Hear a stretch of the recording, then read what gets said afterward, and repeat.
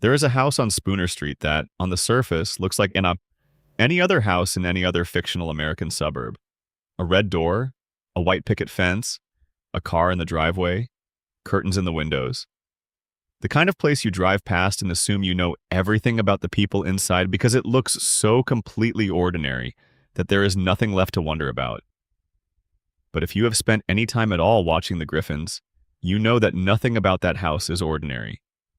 And if you have spent time thinking about what that house really means, what it really is, and why every person inside it behaves the way they do, then you start to understand something that the show has been quietly whispering since the very first episode.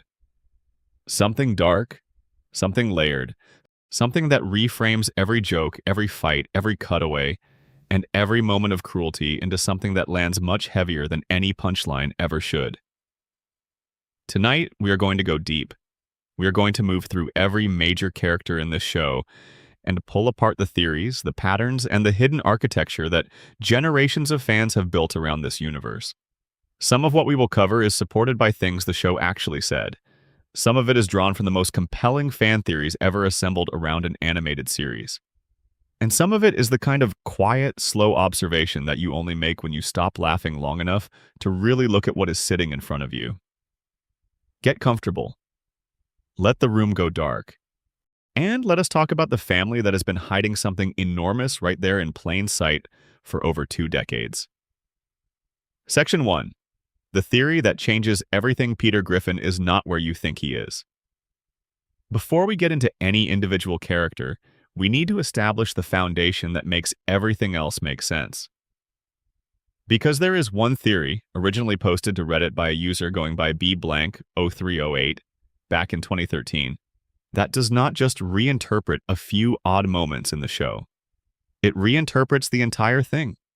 Every episode, every joke, every relationship, every unkind thing Peter has ever done, and every rare moment of genuine warmth he has ever shown. All of it is filtered through this single devastating idea. Peter Griffin is in a care facility, and every single thing you have ever watched on this show has been happening inside his grief-destroyed mind. The theory starts the way all the best, dark theories start, with something real, something grounded in actual human experience. It starts with a family that, in the real world, was not the cartoonish collection of misfits you see on screen.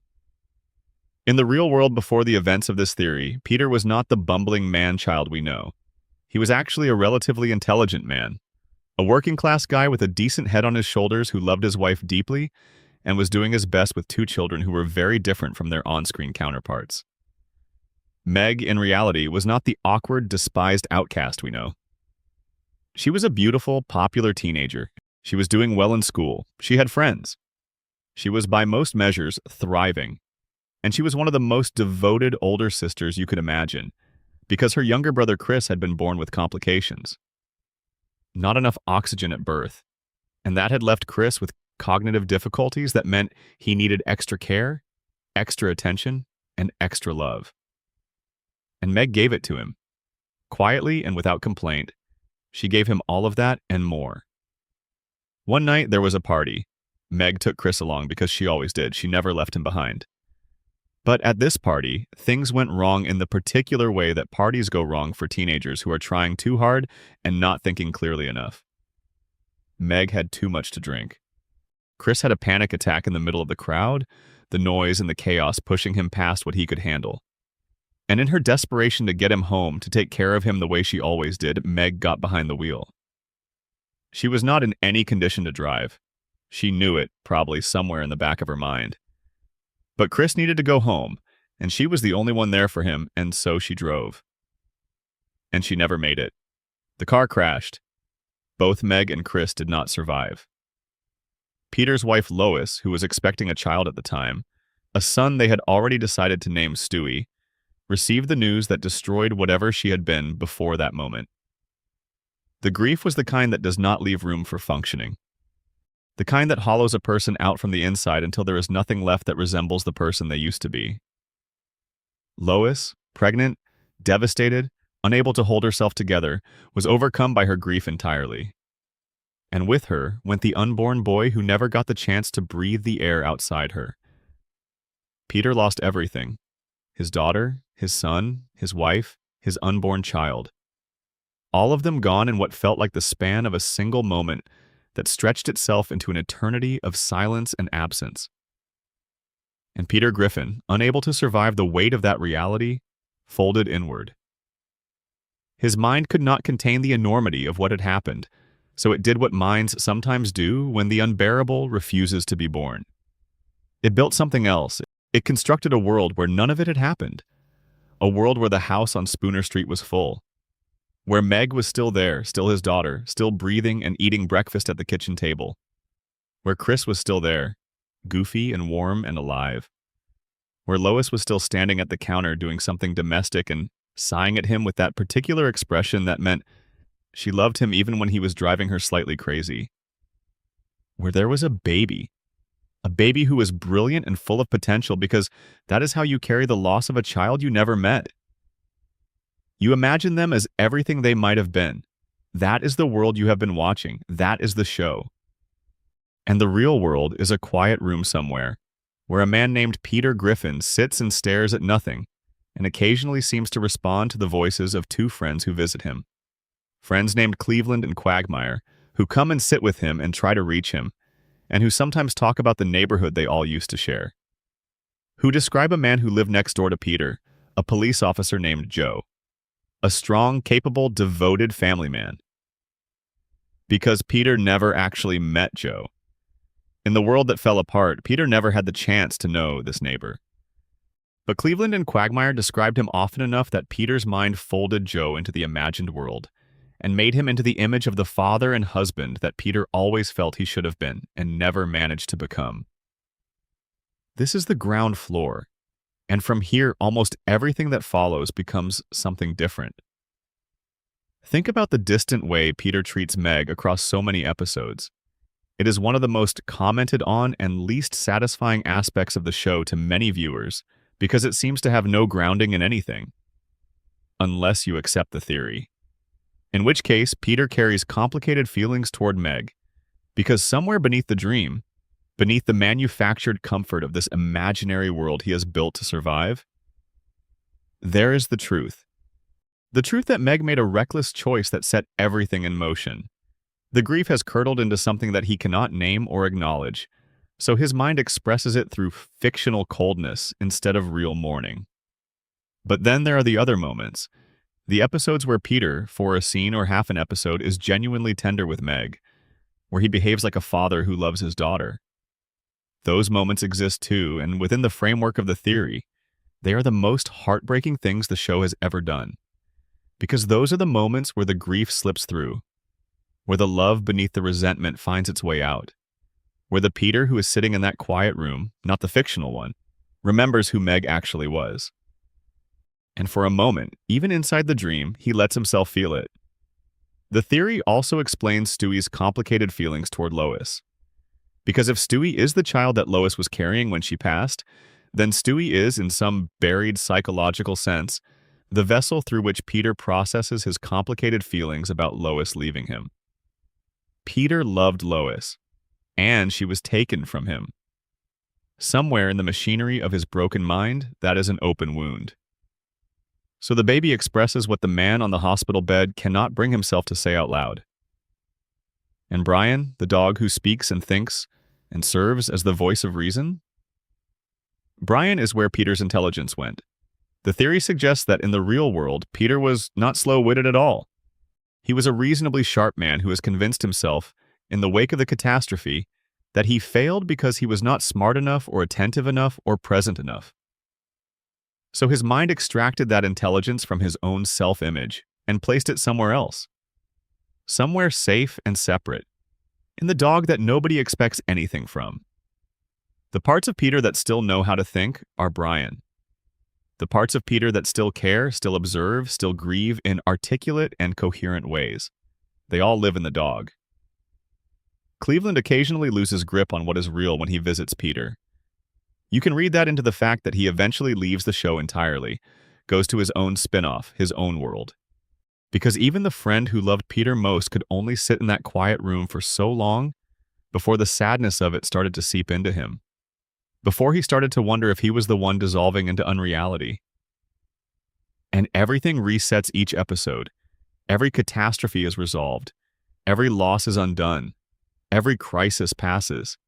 Because that is what you need from a world you built to survive in. You need it to be safe. You need the people in it to always be there in the next episode, in the next breath, in the next moment you need them. You built this dream so you would not have to say goodbye again. So you keep choosing, every single time, not to let it end, not to let anyone leave for good. This is the lens. Keep it on as we go deeper into every character, because none of them are what they seem on the surface, and the closer you look, the more clearly you can see the grief hiding underneath. If you are settling in and enjoying this so far, drop a comment below and tell me where you are watching from and what time it is. It means a lot to see where this community stretches across the world. And if you have not subscribed yet, please do. It is completely free and it genuinely helps this channel keep going. Now let us keep going. Section 2. Stewie Griffin, the mask behind the menace. There are characters in animated television who become so iconic that people stop actually seeing them. They become symbols of themselves. The baby in the yellow shirt is shorthand for something dark and funny, a cultural reference so widely understood that the actual complexity underneath it rarely gets examined anymore. But if you sit down and really look at Stewie Griffin, not as a punchline or a merchandise image, but as a character with internal logic and a coherent psychological architecture, what you find is one of the most unsettling portraits of childhood tension and constructed identity ever put into an animated frame. Let us start with what we know. Stewie arrived in Season 1 as something genuinely unprecedented. A 1-year-old child with the vocabulary of a British supervillain, the engineering skills of a small weapons manufacturer, and a singular obsessive goal of outsmarting his own mother and conquering the known world. The humor came from the contrast, the gap between the diaper and the doomsday device, between the high chair and the scheming. He was funny because he was absurd. But even in those first episodes, there was something underneath the absurdity that felt less like a joke and more like a wound. The first and most structurally important theory about Stewie is one we touched on in the previous section, and it deserves its full attention here. What if the events of the show are not just happening in Peter's head, but are more specifically happening through the perceptual filter of Stewie's infant consciousness? The fan theory argues that Family Guy is quite literally how an infant perceives the world, that we are watching the show from inside the mind of a baby who does not yet have the cognitive framework to fully understand what is happening around him, and who is therefore constructing narrative and meaning out of the raw sensory input of daily family life. Through this lens, almost everything clicks into place with eerie precision. Peter seems slow and childish to Stewie because Peter is a grown man who still gets down on the floor and makes silly noises and does things that, to an infant, look exactly like the behavior of another infant. The world of adults looks genuinely incompetent and chaotic when seen through the eyes of a baby who is experiencing it for the first time with no established context for how things are supposed to work. Chris is goofy and undefined because older children are confusing to infants. They exist in a developmental space that is neither adult nor infant, and they do not compute cleanly. Meg is the older sibling who occasionally appears mama and sometimes interacts and sometimes ignores, and her emotional storms are entirely mysterious. And Lois. Lois is the center of Stewie's entire known universe. She is the food source, the warmth source, the safety anchor. And in the psychology of infant attachment, the relationship with the primary caregiver is the most intensely layered relationship in existence. The research around early infancy describes how babies actually do experience their caregiver in split terms, not as a unified person, but as a sometimes comforting presence that provides warmth and a sometimes frustrating presence that withholds or causes distress. The infant does not yet have the developmental capacity to reconcile these two experiences into a single unified person. The caregiver who satisfies and the caregiver who denies feel, at a pre-verbal level, like two completely different entities. And the distress at deprivation, before a baby has language to process it, can feel genuinely overwhelming, like something that needs to be overcome. Stewie's desire to get rid of Lois is the most honest representation of early childhood emotional complexity ever committed to a cartoon. The intensity of an infant who has not yet integrated their experience of the person they depend on most. It looks like comedy.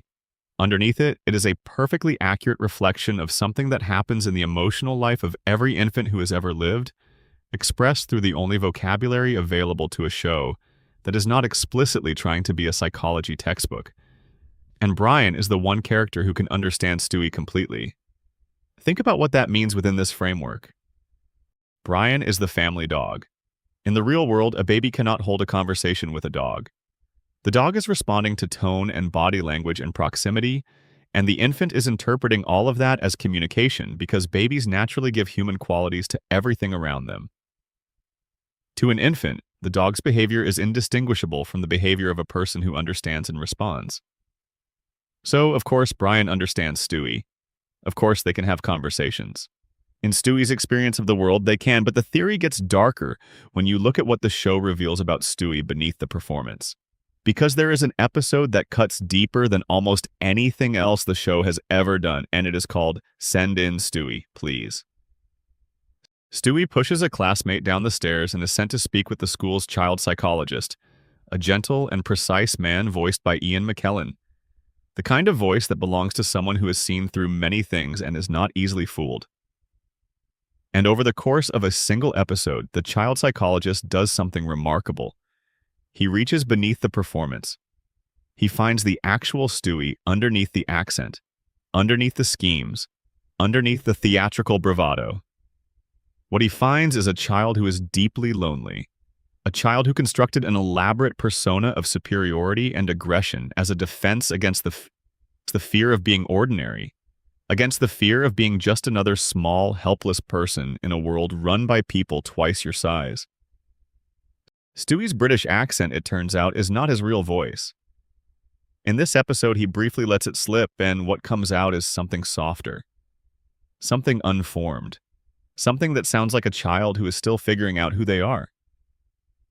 The psychologist sees this and gently presses toward it, and for a moment, something true happens in that room. Something that feels less like a comedy and more like a very small person being seen for the first time.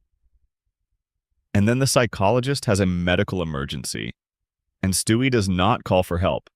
He sits there and does nothing, because the man has seen too much.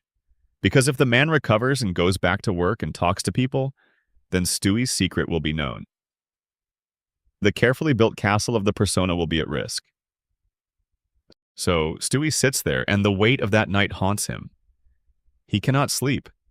He wakes up distressed.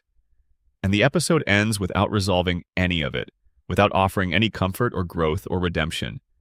Because the show has enough honesty in this particular hour to refuse to pretend that a moment of genuine psychological openness has lasting consequences in a world that resets. That episode is the most important key to Stewie Griffin. The genius villain persona is armor. It is the way a small, frightened, profoundly intelligent child who arrived in the world already sensing how chaotic and unsafe it is decided to navigate the situation. If you seem terrifying, you are not vulnerable. If you always have a plan, nothing can catch you off guard. If you are always the one who is 3 steps ahead of everyone else in the room, then you cannot be the one at the mercy of things larger than yourself. The world domination plots are not actually about the world. They are about control. They are about a baby who is, literally, one of the smallest and least powerful entities in his entire environment, trying to construct a framework in which he is not helpless. Because helplessness is the actual lived reality of infancy. You cannot feed yourself. You cannot move yourself from place to place. You cannot communicate in ways that are reliably understood. You are entirely dependent on the giant beings around you, making good choices about your welfare. For most babies, the comfort of secure attachment makes this manageable. For Stewie, for reasons the show implies but never fully specifies, the attachment is not quite secure enough. The uncertainty runs too deep. And so the response is to build a laser. The decline of the scheming version of Stewie, the gradual shift from the plotting villain to the emotionally vulnerable character who mostly exists in the context of his friendship with Brian, reads through this lens as genuine development. as the slow season-by-season progress of a child who is slightly less afraid than he used to be, who has found one relationship, one specific dog that provides something close to security, who is learning, in the painfully slow way that all genuine development happens, that being known by someone does not automatically destroy you. The tragedy is that the show refuses to fully commit to it. Just as Stewie seems to be genuinely growing into something, an episode comes along that puts the armor back on. The writers see the softer version of Stewie as a creative direction they cannot follow, when in reality they abandoned one of the richest and most emotionally resonant character arcs available to them. They were probably right that the audience wanted the jokes. They were wrong about the character. There is also a quietly affecting strand to the Stewie theories, one that concerns the nature of his intelligence in the context of the institution reading. If Peter is in that quiet room and Stewie is the child he never got to meet, then Stewie's genius is not organic. It is projected. It is Peter's desperate hope for a son who would have been extraordinary, manifested as character design. The baby with the football-shaped head and the time machine is Peter saying, without words, that his unborn child would have been something remarkable. Something that the world was worse off for not getting to see. Every invention, every scheme, every articulate monologue delivered from a high chair is a father's imagination, filling in the life that got taken away before it started. And the complicated feelings toward Lois, seen through that same lens, are Peter's unresolved grief about the woman who was taken from him along with the possibility of that child. Every elaborate scheme against Lois is Peter having the conversation with his loss that he is not capable of having in any direct, conscious way. The love cannot let it end permanently, and so the baby tries, and the reset button is pressed, and she is there again, and the grief starts the cycle over from the beginning. Section 3. Brian Griffin, the fraud that wrote his own tragedy. There is a particular kind of pain that comes from watching someone you identified with become someone unrecognizable. And for a certain generation of viewers, no character in this show delivered that pain more precisely than Brian Griffin. Because Brian was the one who seemed like us. The one who read books and thought too much and drank slightly more than he should, and had ideals he could not quite live up to. He was the voice of reason in a household full of beautiful, terrible chaos. And then, slowly and without ceremony, he became the most difficult person in the room. Let us be careful here because there are two very different things happening with Brian that are worth separating before we blur them together. The first is the in-universe change, the ways in which the character, as written, shifted progressively across the seasons until the speech in Jerome is the New Black was less a dramatic moment and more a precise catalog of a person the writers themselves had come to find frustrating. The second is the theoretical reading, the frameworks that fans have constructed to make sense of what Brian actually is, underneath the martini and the half-finished novel and the environmentally conscious car. Start with the long-term drinking theory.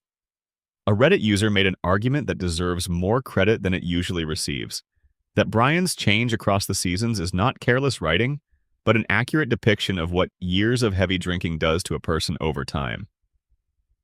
In the early seasons, Brian has a drink, but it is a character note rather than a defining feature. He appreciates a good glass of something at social occasions. The drinking coexists with intelligence and warmth and genuine loyalty. But as the seasons progress, the drinking becomes more central, and simultaneously the intelligence becomes more performed. The warmth becomes more selective, the loyalty becomes more conditional, and the self-centeredness becomes more pronounced. Because that is what long-term dependence on alcohol does. It does not remove your personality. It amplifies certain parts of it while slowly eroding others. It inflates the ego while softening the conscience. The person who used to read the books they talked about is now a person who talks about the books they used to read. And somewhere in the gap between those two descriptions, the years of heavy drinking did their quiet work. This theory is compelling because it does not require us to view Brian's decline as a failure of craft. It allows us to read it as a faithful, if unintentional, portrait of a specific kind of deterioration. The arrogance that developed in the later seasons is the arrogance of someone who has lost the actual substance that their identity rested on and has compensated by clinging more fiercely to the performance of that identity. Brian stopped being genuinely intelligent. He started performing intelligence, and the more he performed it, the more desperately he needed other people not to notice the difference. The hostility toward anyone who challenged him became sharper because the challenge landed closer to the truth. The theory about Brian as the author of Family Guy cuts into this in a fascinating way. It starts from a simple observation. Brian is a writer. He has always been a writer. The novel he could never finish, the articles and blogs and self-help books that come and go, the constant framing of himself as a serious literary mind. This is the most stable thing about him across all the seasons. What if the show that we are watching is the thing Brian actually wrote? Within this reading, Family Guy is Brian's novel. It is the exaggerated, increasingly outlandish story of the family he actually lives with, filtered through the sensibility of a dog who has been drinking too much for too long and who started out writing something honest and grounded, and slowly, as the rejections piled up and the self-doubt deepened, began to make everything louder and more extreme and more deliberately provocative in the hope that if the story could not be beautiful, at least it could be impossible to ignore. The changing characterizations of everyone around him become explicable through this lens. When Brian was clear-headed, he wrote Peter as a fundamentally decent man who happened to make poor decisions. As Brian deteriorated, Peter became more extreme in the manuscript, because writing that comes from a place of frustration does that. It exaggerates the flaws of the people around you until they become unrecognizable to anyone who knew them. The warmth that the early Griffins had gets replaced by increasingly cartoon-like behavior because the writer stopped caring whether the characters were true and started caring only whether they were entertaining in the most immediate way. Stewie becomes Brian's vehicle for wish fulfillment. The dog who cannot fully participate in the human world writes a baby who conquers it. The dog who is always slightly subordinate, always slightly beneath the humans around him in terms of social standing, writes a baby who builds incredible devices and dominates rooms. And as Brian mellows into the softer version of himself that the later seasons prefer, so too does Stewie soften. Because the imagination needs less to be dramatic when the author is in a marginally better place. Meg is the character Brian finds hardest to look at in the manuscript. Because Meg represents something Brian recognizes in himself. The sincere person who is treated as an embarrassment by everyone around them. The one who wants too much from relationships and is let down for wanting it. The one whose earnestness is read as weakness, and whose vulnerability is read as an invitation to dismiss. Brian makes Meg's situation difficult in his writing because he cannot bear to examine why her situation resonates with him. It is easier to make her struggle into comedy than to sit with the recognition that he is looking at a version of himself.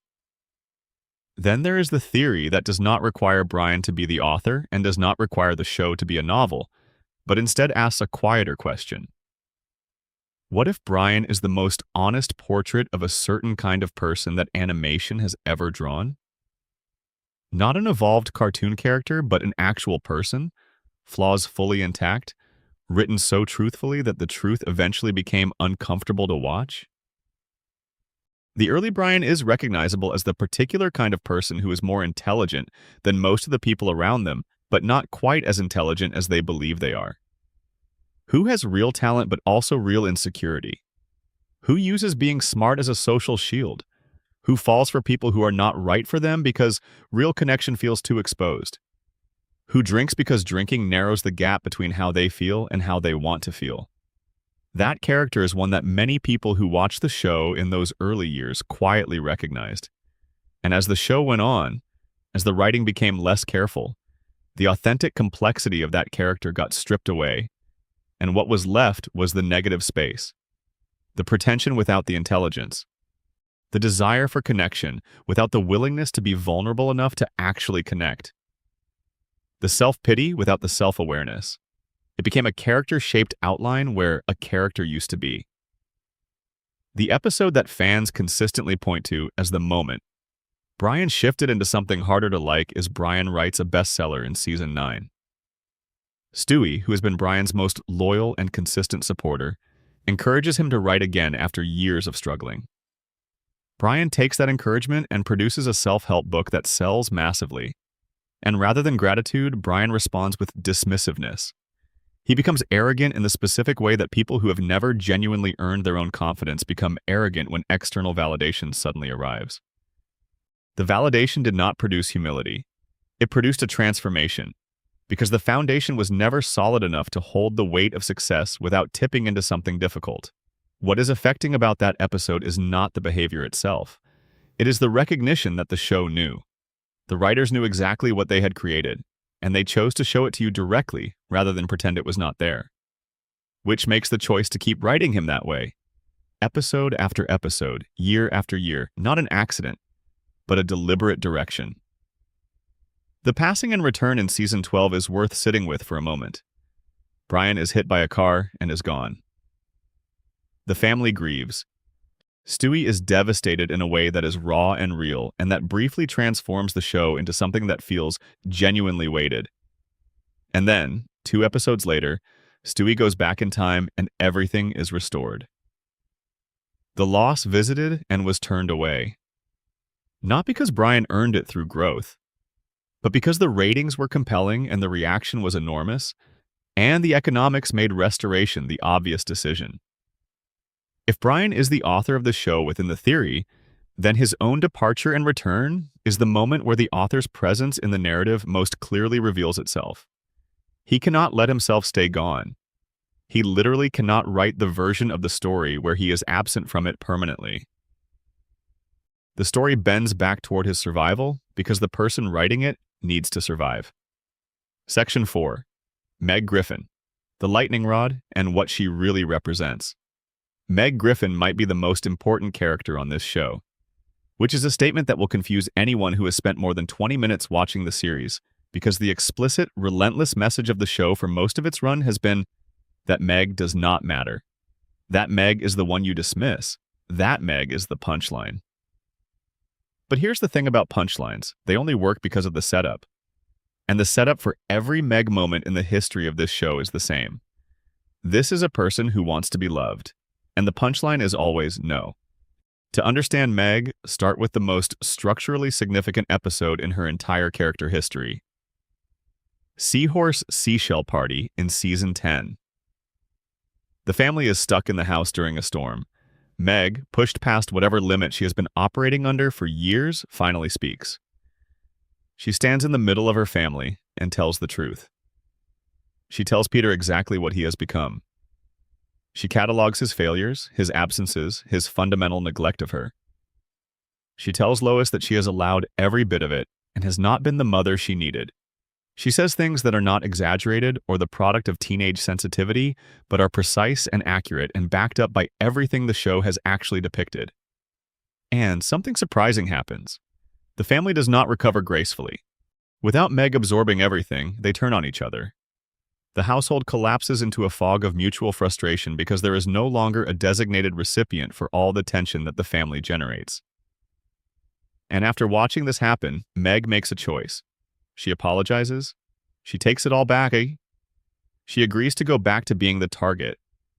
The show presents this as a kind of heroism, as sacrifice, as Meg choosing the family's stability over her own dignity. And in the immediate texture of the episode, it almost lands that way. But if you sit with it for a moment longer, it reveals something genuinely uncomfortable.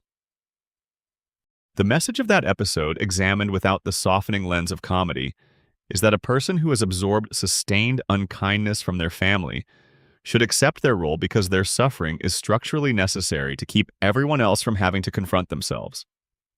That standing up for yourself is selfish.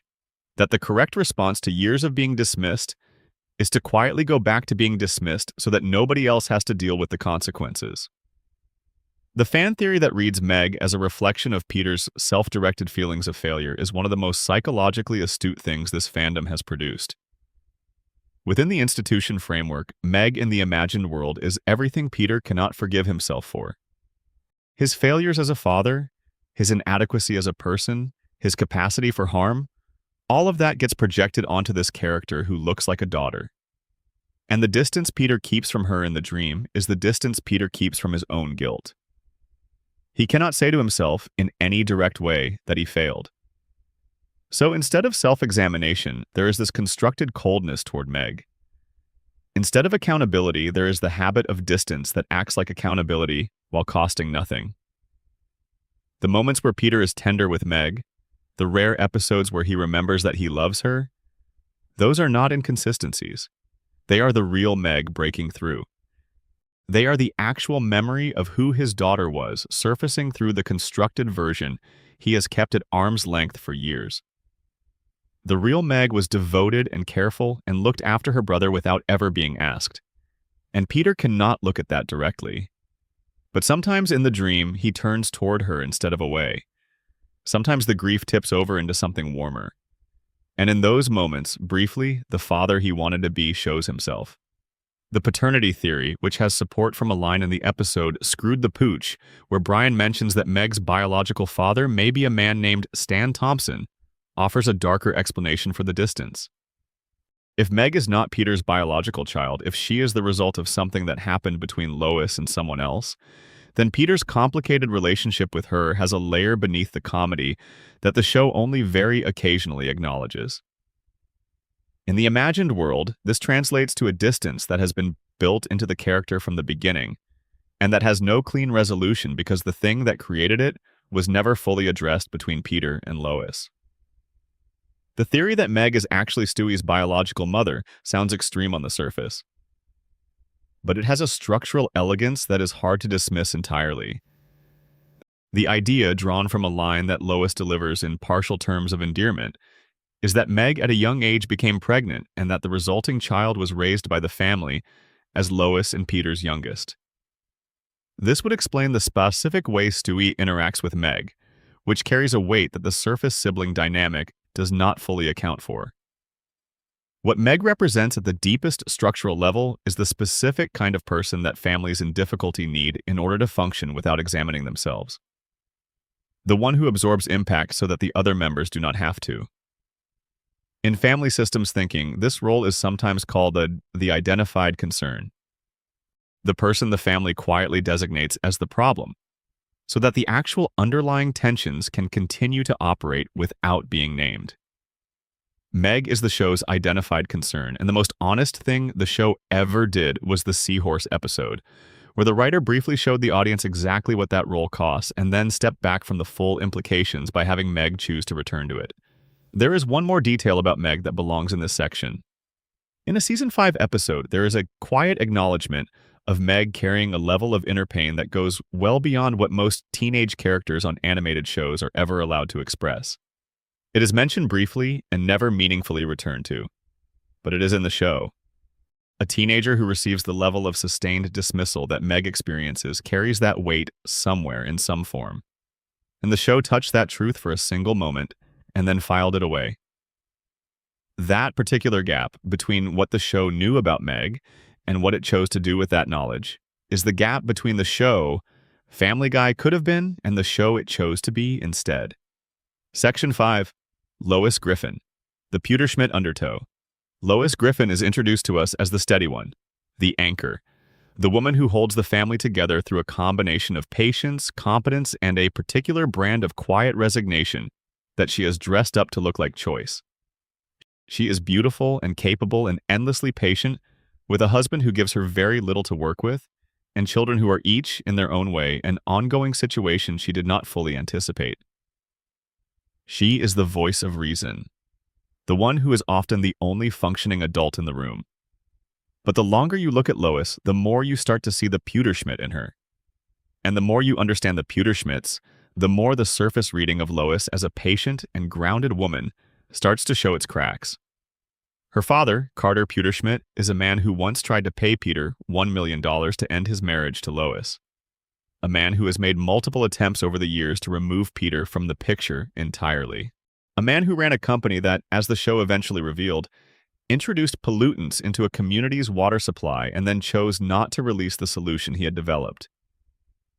A man who is so comprehensively willing to use wealth as a tool for controlling the people around him that his love for his daughter, which the show occasionally depicts, exists in constant tension with the fact that almost every action he takes is designed to dominate rather than connect. Her mother, Barbara, has her own layers. She had an affair that her son Patrick witnessed, and that experience produced a breakdown in the boy so severe that his parents had him quietly and permanently placed in an institution for 30 years. Carter kept his own son's existence a secret from Lois for 3 full decades. Patrick grew up institutionalized, grew into someone whose behavior became genuinely dangerous, and was eventually placed back in care. And Lois did not know any of this until well into adulthood, at which point she was being asked to process the fact that she had a brother, that her parents had hidden him, and that her family's wealth had been used to make a person disappear rather than help him. Barbara's Jewish heritage, hidden from Lois for the entirety of her childhood, adds another layer of concealment to a family that has made hiding things into a foundational practice. Lois grew up in a family that was wealthy beyond measure and built almost entirely on selective truths, on the careful management of what she was allowed to know about who she came from. And then she chose Peter, the working-class man with the specific kind of easy, shambling openness that looked, from inside the Peter Schmidt world, like freedom. He did not hide things behind money. He could not afford to. He was exactly what you saw, and after a childhood of beautiful deceptions, that simplicity probably felt like the most romantic thing in the world. The question the deeper theories about Lois ask is whether she knew, on some level, that choosing Peter was also a way of choosing a life where she would not have to look too closely at herself. A husband who generates enough chaos to keep the household permanently occupied does not leave much space for introspection. You cannot examine your own history when you are always responding to something Peter just did. You cannot sit with the weight of what your family did to your brother Patrick when there is always another situation to manage. The chaos of the Griffin household, the theory suggests, is not something that happened to Lois. It is, in part, something Lois chose, because on some level, she needed it. This reading makes Lois's treatment of Meg significantly more layered. Because if Lois needed constant activity to avoid stillness, and if Meg represents the clearest opportunity in the household for real, difficult conversation about the family's actual dynamics, then Meg becomes not just Peter's target, but Lois's too. A child who asks questions and wants honesty and refuses to quietly disappear is genuinely uncomfortable for a woman who has built her entire adult identity on managing rather than feeling. There is also the moment, mentioned only once and never returned to, where Lois admits that she never actually intended to become a mother. That the life she is living on Spooner Street was not the one she had pictured. This is one of those lines that the show drops like a stone into still water, and then immediately walks away from, but the ripples keep spreading. A woman who did not plan for this life, who came from a family that managed inconvenient truths rather than confronting them, who chose a chaotic household as a way of never having to be still, is not the simple, patient anchor she is presented as in the show's earlier seasons. She is someone who has been moving for a very long time to avoid arriving somewhere she does not want to be. And she is very, very good at keeping moving. The later seasons do something interesting with Lois that the show never quite earns, but that registers as significant. She becomes cooler, less patient. The warmth that defined the early Lois starts to recede, and what is underneath it is something harder and more transactional. Fan theorists have pointed to this as the most realistic thing about Lois across the arc of the show. The gradual exhaustion of a woman who spent years performing groundedness she did not actually feel. At some point, the performance became too expensive to maintain, and what was underneath it started to show through. Within the institution reading, Lois is the most carefully preserved figure of all. She is both the woman Peter loved and the woman he lost. She is reconstructed most faithfully. Peter cannot imagine her as anything other than present and capable, because those are the qualities he valued most in her, and the ones he cannot bring himself to distort the way he has distorted his image of the children. She is protected in the dream in a way the others are not. And the grief comes out anyway, because grief always finds a way. It comes out through the distance and the complications that accumulate around her in the later seasons. It comes out through every moment where the warmth that once defined her is harder to reach than it was. Section 6. Chris Griffin, The Dark Mirror. Nobody notices Chris Griffin is the character the show never quite figured out what to do with, and I want to suggest that this is not an accident, but a symptom. Because if you look at what Chris Griffin actually is, if you trace the threads of his character all the way back to his origins and forward through every implication that the show introduced and then stepped back from, you find that Chris is the most deliberately overlooked character in the entire family.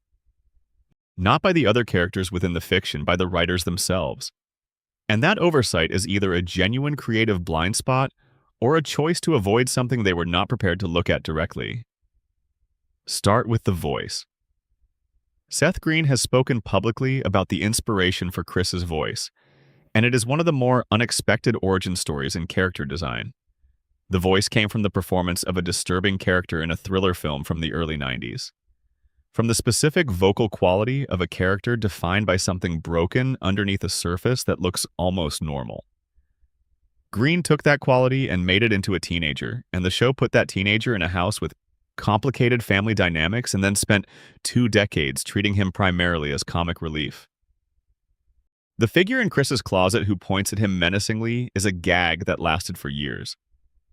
It is played as pure absurdity, but the symbol of a threatening presence that lives in the private space of a child's room, that appears whenever the child goes looking for things in their most personal enclosed space, that recurs across years, and is only resolved when the child and the figure finally look at each other and recognize some kind of shared loss, is not particularly well concealed as a metaphor.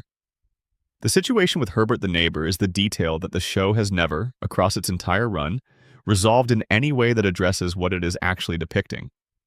An elderly man who pays unusual and persistent attention to a specific child in the neighborhood, who finds reasons to be present wherever Chris is, who the show frames as harmless comedy, presenting the figure as ineffective rather than genuinely concerning.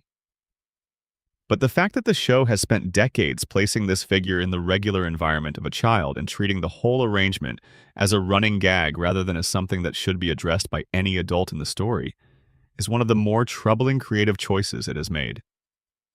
What does it mean that Peter, in his imaginary world, has created a figure like this circling his son? If the dream is built on loss and guilt, then this recurring character might represent something about the gaps in Peter's attentiveness as a father in the real world.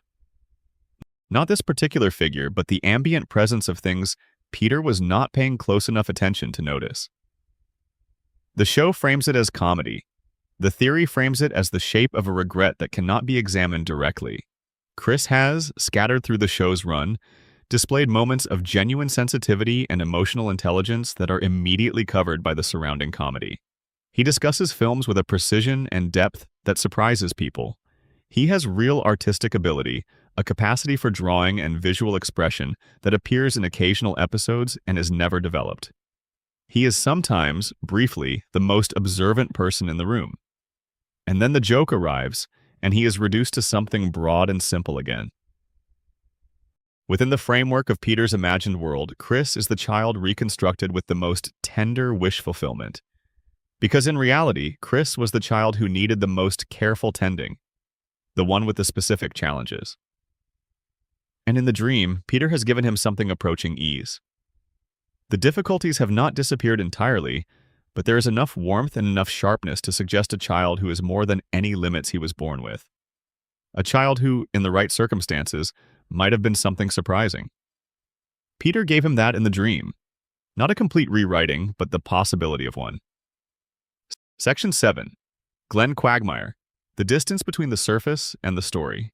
Glenn Quagmire is the character the show most consistently invites you to laugh at while revealing, in occasional bursts of uncomfortable clarity, things about his interior life that would land very differently if the comedy around them were not so relentless.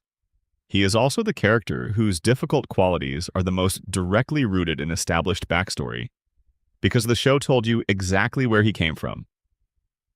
The show revealed in an episode that when Quagmire was a young child, he was taken advantage of by an adult in a position of trust who came into his home.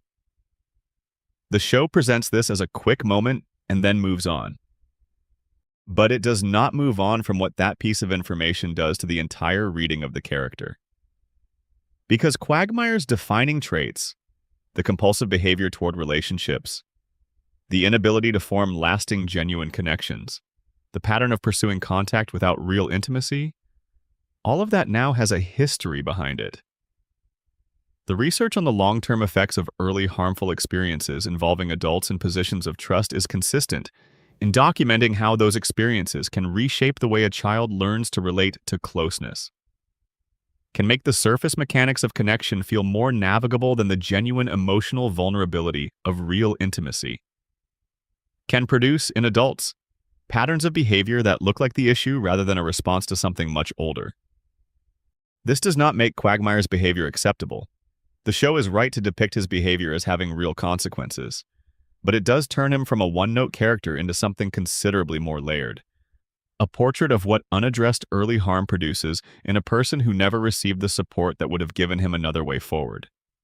His relationship with his mother is a separate and distinctly uncomfortable thread. The show has implied through various episodes that the boundaries in his household growing up were not what they should have been. When you place this alongside what happened to him as a young child, it becomes less a shocking gag and more a coherent picture of a home environment that failed in fundamental ways to provide a child with what he needed. The speech Quagmire delivers to Brian and Jerome is the new black is one of the most interesting moments in the show's entire run. Quagmire tells Brian that he is a performer of integrity rather than a genuine practitioner of it, that he pretends to be better than the people around him while behaving worse. And he is right. Every charge he levels at Brian is accurate. But the more precise irony that the theorists handle more carefully than the show does is that Quagmire is describing himself as much as he is describing Brian. Every accusation about the gap between self-image and actual behavior, about never being held accountable, about pretending moral clarity you do not possess, applies equally to the man delivering it. He is illuminating Brian's patterns from within his own identical ones. This could be read as careless writing, or it could be read as the most psychologically precise thing Quagmire has ever done. Because one of the most consistent features of people whose early experiences produce the kinds of patterns Quagmire demonstrates is the capacity to see those patterns with perfect clarity in others while remaining entirely blind to them in themselves. Pointing at someone else's problem does not require you to look at your own. In fact, it can be a very effective way of not looking. The detail that Quagmire is 61 years old and uses a specific diet habit to maintain a youthful appearance is one of the show's most insistently strange recurring facts. Within the deeper readings, it suggests something about how he experiences time. He has been running the same patterns for decades. He is not a young person who has not yet had the opportunity to change. He is someone who has had every opportunity and has not taken any of them. The appearance of youth is the superficial maintenance of something that has not changed or grown in a very long time. And yet, and this is the thing about Quagmire that rewards patience, he volunteers at a shelter. He has specific, articulate opinions about poetry and hosts a book discussion in his home. When his sister needed someone to act, he acted in the most decisive way he could. When a young person in his neighborhood needed practical help, he provided it without being asked and without expecting anything in return. He is capable of real generosity. The tragedy is not that Quagmire has no capacity for it. The tragedy is that the capacity coexists with deeply entrenched behavior that he has never found a way to address. He can be genuinely kind and genuinely harmful simultaneously, and the gap between those two things is where the real story of Glenn Quagmire lives. Seth MacFarlane has described the character as someone permanently caught in a specific cultural era, a man whose ideas about how to move through the world were formed in a time that did not encourage self-examination, and that rewarded a certain kind of confident surface behavior regardless of what was underneath it. Quagmire is not just personally shaped by his history. He is also the product of a broader formation that told him his patterns were simply how a certain kind of man operated. And he absorbed that understanding so completely that he cannot see around it even when everything around him is suggesting he should. The Hawaiian shirt itself is worth a moment. These are vacation clothes. They are the garment of someone who has chosen to be permanently in a relaxed, pleasure-seeking mode, permanently in the stance that says nothing here requires gravity. You do not wear a Hawaiian shirt to a difficult conversation. You do not wear it to genuine accountability. It is the visual expression of a refusal to arrive at the weight of the moment. any moment. And the fact that Quagmire has been wearing this particular costume for 61 years suggests that the holiday has been running for a very, very long time. Section 8. Joe Swanson and Cleveland Brown. The Witnesses. These two characters deserve their own section, not because they have the most elaborate theories attached to them, but because within the framework of the institution reading, they serve a function that is different from everyone else on the show. They are the ones who exist outside the dream. They are the ones who are real. Cleveland Brown and Joe Swanson, in the version of reality that the institution theory proposes, are Peter's actual friends. They visit him, they sit with him, they try to reach him. Cleveland was there before the loss, a genuine friend from the neighborhood, one of those people who makes loyalty look effortless because for him, it simply is. Joe was never Peter's friend in the real world, because Peter never got to meet him. But Cleveland and Quagmire described Joe to Peter often enough in his quiet room that he absorbed into the dream as well. Cleveland's eventual departure from the show, his migration into his own spin-off, maps onto the institution theory with a particular kind of sadness. The real Cleveland, sitting in that room visiting Peter, eventually had to step back. Eventually had to create some distance between himself and the weight of his friend's ongoing absence from reality. Not because he stopped caring, but because caring that much for that long without the possibility of genuine reciprocal connection takes something from a person. The Cleveland show is Peter's dream of what Cleveland's life looked like after he stopped visiting as often. A whole world built around a person Peter loves and cannot fully reach. Joe is the father Peter wanted to be. This is stated in the institution theory, but worth dwelling on. Peter creates Joe as this supremely capable, morally clear, genuinely devoted man. A person whose challenges do not diminish his strength or his presence or his commitment to the people who depend on him. Joe is, in the dream, the husband and father that Peter felt he should have been. The one who shows up. The one whose love is dependable. The one who is quietly and consistently heroic in the small, daily ways that matter more than anything dramatic. And then what happens to Joe over the course of the show is one of the quieter losses the series produces without ever quite acknowledging it. The strong, admired, capable man becomes the subject of cheap comedy. The respect that his character commanded in his earliest appearances gradually erodes as the show finds it easier to use his situation for laughs than to maintain the dignity that was part of his original conception. His marriage deteriorates in the background of episodes for years. His friends treat him with less consideration as the seasons accumulate. The ideal becomes a punchline.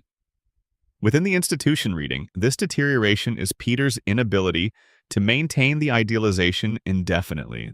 The man he built as a model of what he wished he had been cannot be sustained at that level of hope. Because the longer Peter exists in the dream without resolution, the more the dream reflects the despair underneath it. Joe gradually becomes less than what he was not because the show ran out of good ideas for him, though it did, but because the mind generating the dream is in too much pain to sustain the version of hope that Joe was originally constructed to embody. Joe's actual backstory, the way he became unable to walk, is a small study in the show's relationship to truth and mythology. The story he tells in his debut episode about a confrontation with a famous storybook villain on Christmas Eve is later explicitly revealed to be invented. The real story is more ordinary and more difficult. He was working undercover, his situation was discovered, and he was injured. No Christmas villain, no movie logic, just the specific outcome of a dangerous job on an ordinary, dangerous day. The show introduced Joe with a myth designed to make him larger than life and then quietly replaced it with the human truth. And the human truth is no less worth respecting. Joe does not need the invented story to be admirable. He is admirable because of what he chooses to be every day, not because of any single dramatic moment. Cleveland's return to the show after his spin-off ended is, within the institution reading, a moment of quiet grace. The real Cleveland, sitting in that room, comes back. He walks back into Peter's world. He accepts the place that the dream has made for him and does not question its geography, because he understands in the way that only someone who truly loves another person can, that Peter needs him to be there, even if being there is complicated. even if the world Peter needs him to inhabit is one where none of the things that actually happened are spoken of. The detail that Joe is the only person on the street who actually pays for his services is, within the logic of the dream, quietly significant, because it suggests that even in his imagined form, Joe operates by a standard of honest dealing that no one else around him bothers to maintain. He is the conscience of the neighborhood, the one who, even in a world generated by a broken man's mind, insists on doing things correctly. Peter made him that way because that is who Peter needed Joe to be, the man who does the right thing even when no one is checking. Section 9. The neighborhood itself. A town built on Grief Spooner Street is not just a street, and the show's fictional setting is not just a backdrop. The specific architecture of the world that Peter has built in his mind, if we accept the institution reading, reveals a pattern that is almost too precise to be accidental. Every element of the neighborhood serves a specific psychological function. Every recurring character fills a slot in the emotional economy of a man who is reconstructing a lost world and populating it with exactly the kinds of people his grief requires. There is the fan theory developed by Reddit user DarkRabbit713 that proposes something different but complementary, that all of the characters in the neighborhood have been fundamentally shaped by events in their lives that the show only partially reveals, and that the tonal shift of the series, from the warmer and more human early seasons to the darker and more extreme later ones, reflects not just a change in writing staff, but a change in what happened to these people collectively. That the neighborhood as a whole has been altered over time by something none of them can name. The lake, the water supply, the contamination mentioned in passing in Season 5 as a real and ongoing problem, becomes in some readings the mechanism for the neighborhood's collective changes. The idea that something in the environment has been slowly affecting the people who live there in ways they cannot directly perceive. That the versions of these characters you see in the later seasons are not the same people they were at the beginning, not because of inconsistent writing, but because they have been changed by their circumstances in ways that gradually, imperceptibly, made everyone slightly worse. This theory works best as a metaphor, because the truth it points toward is real, even if the mechanism is fanciful. There is something in the environment of this neighborhood that has made people harder over time, that has stripped away warmth and replaced it with distance. That has taken characters who were once capable of genuine connection and produced people who relate to each other through a lens of mild contempt. The contaminated water is a way of saying, this did not happen in a vacuum, and it did not happen randomly, and it did not happen because no one cared. It happened because of something the characters could not see and were not equipped to address. The recurring pattern of harm that happens throughout the show and is always undone, catastrophes in one scene and everything normal in the next, is one of the things that sustains the institution reading most powerfully. Because a world that resets in this way is not operating on realistic logic. It is operating on the logic of a mind that categorically refuses to process finality. That has decided at some foundational level that the people you love do not stay gone, that the ending is not permanent, that if you hold the image of them clearly enough in your mind, they will always be there in the next scene. Loss is rehearsed constantly in this show and never allowed to settle, except once. The departure of Brian held for 2 episodes, 2 whole episodes of the dream in which Peter's mind lets someone go and stay gone and be genuinely mourned. And the response from the audience in those weeks, the genuine and disproportionate outpouring of feeling from people who cared deeply about a cartoon dog, tells you something important. It tells you that the audience understood on some level what that loss was actually about. That they were not just grieving the character. They were grieving through him. They were being given access to the actual emotional content of the show that the comedy usually prevents from landing. And it reached them in places they were not expecting. And then Brian was brought back. And the relief was real and immediate and also slightly strange.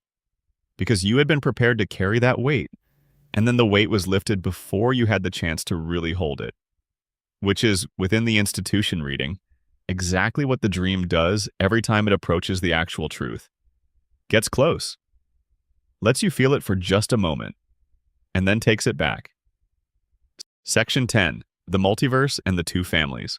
Question: there is a theory, built on genuine structural evidence from within the show itself, that the Family Guy of seasons 1 through 3 and the Family Guy that returned from cancellation in 2005 are literally not the same show. That they do not take place in the same universe. That the cancellation and the 3-year gap constituted, within the internal logic of the show, a reality-level break, and that the family you see from season 4 onward are different versions of the family you knew before. The evidence for this is more substantial than it sounds. The characters are measurably different, not just in the way any character naturally changes over time, but in categorical ways. The treatment Meg receives shifts from being overlooked and boring to being actively dismissed and diminished. The version of Peter in the original run is flawed but warm. In the later seasons, he operates in ways that the original Peter would not have recognized in himself. Brian's opinions go from being one part of a layered character to being the organizing principle of his entire personality. Stewie's elaborate scheming is constant and detailed in the early run and becomes increasingly occasional afterward.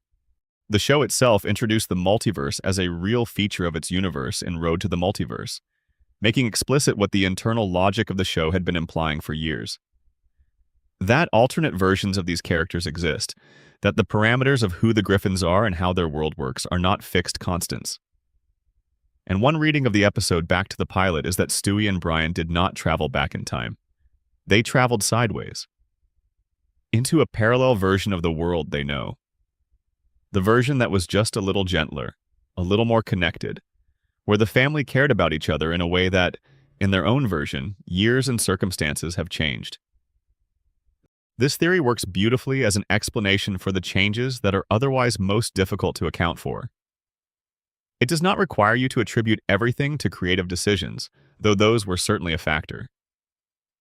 It allows you to say that the characters of the early seasons and the characters of the later seasons genuinely come from different branches of the same story. They share a history, but not an identity.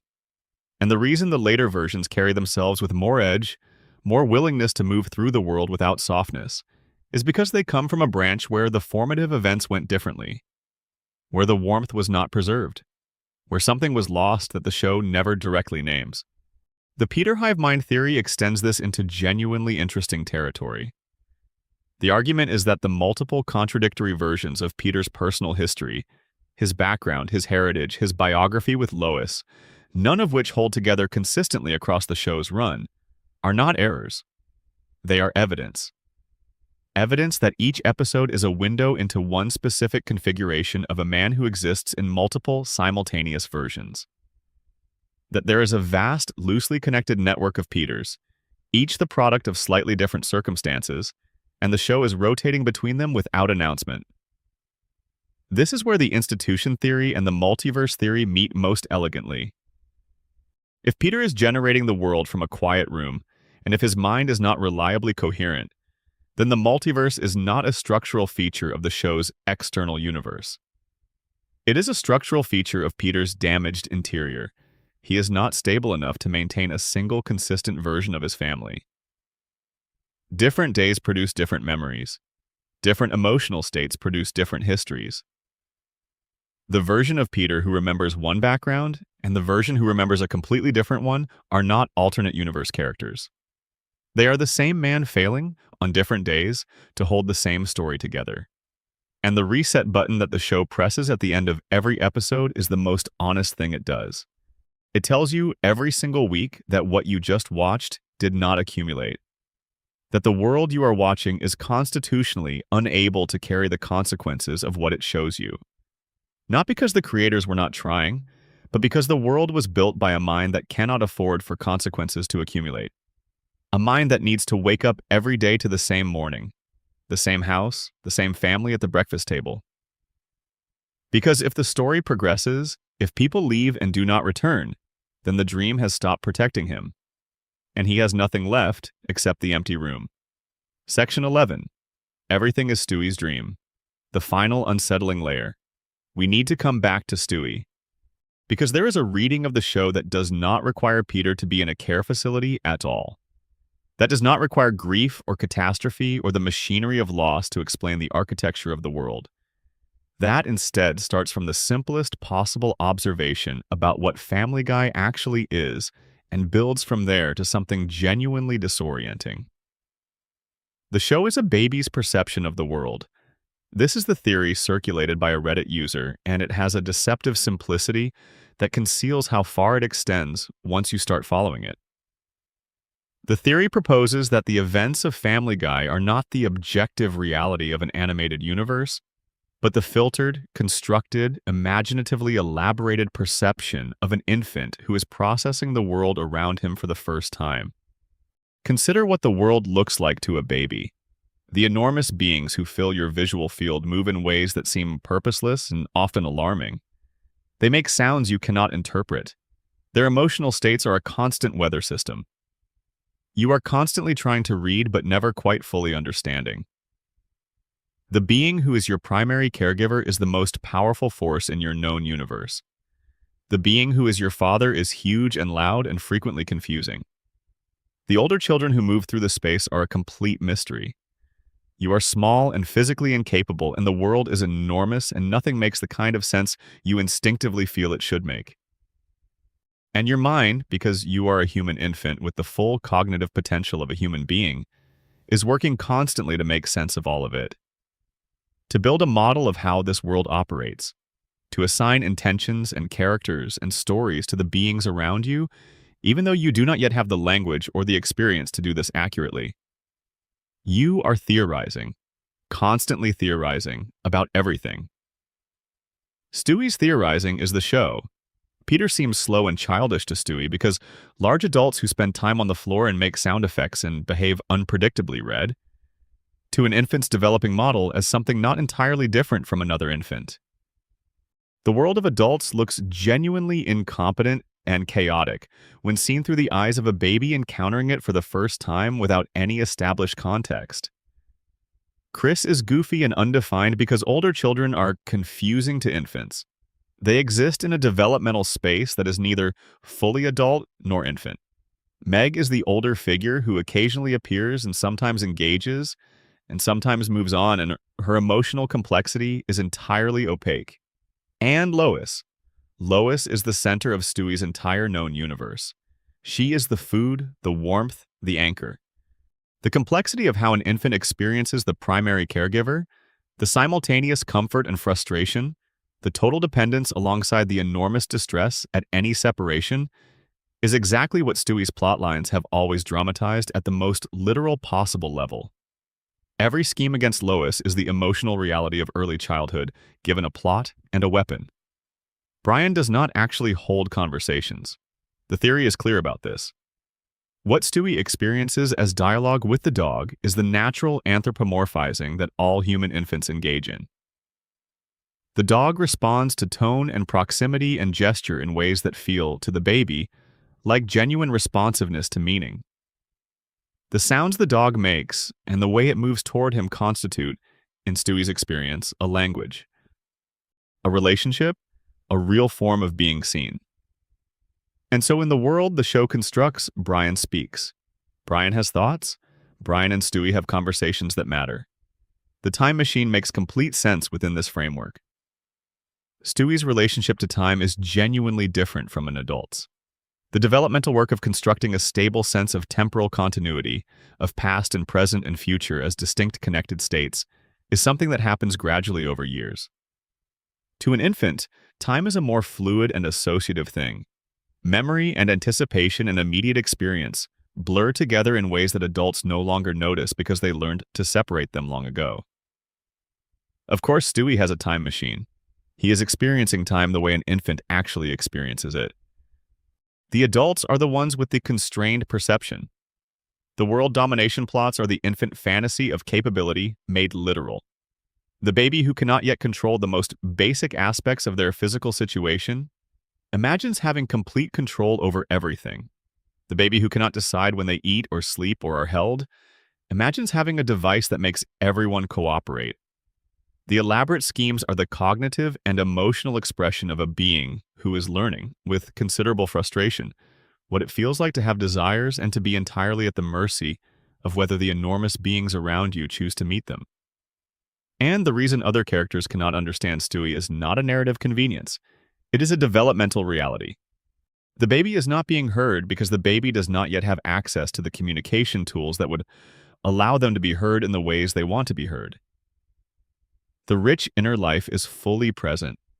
The intelligence is there. The capacity for thought and feeling and desire is entirely real. The ability to convey it in terms that the adults around you can receive has not yet arrived. This is the universal condition of infancy, made visible by the specific narrative conceit of a baby who can, within the dream of the show, actually articulate what is happening inside him, even though in the world outside the show he cannot. This reading transforms every Stewie and Lois scene into something achingly specific. Every scheme is an infant's ambivalent complexity about the caregiver who is simultaneously the source of everything good and the author of every deprivation. Every machine Stewie builds is the desire for capability made visible. Every scheme that fails is the frustration of a being who knows exactly what they want and cannot, for developmental reasons that will resolve in time but that feel permanent in the moment, make the world cooperate. And Brian, sitting next to the high chair, responding to the sounds and the small gestures in ways that feel like listening, is the whole world to the being who generated him. Section 12, the Purgatory reading. What if none of them deserve to leave? This is the most contemplative place we will go tonight. And it requires only a small step from the institution theory and the infant perception theory and all the other frameworks we have examined. It requires only the question, what if the Griffins are not caught in this world because of Peter's grief? What if they are here because of who each of them actually is and what each of them still needs to understand? The Purgatory theory proposes that the world of Spooner Street is not a dream and not a perception, but a genuinely intermediate state. A place that exists between what these characters were and what they could become.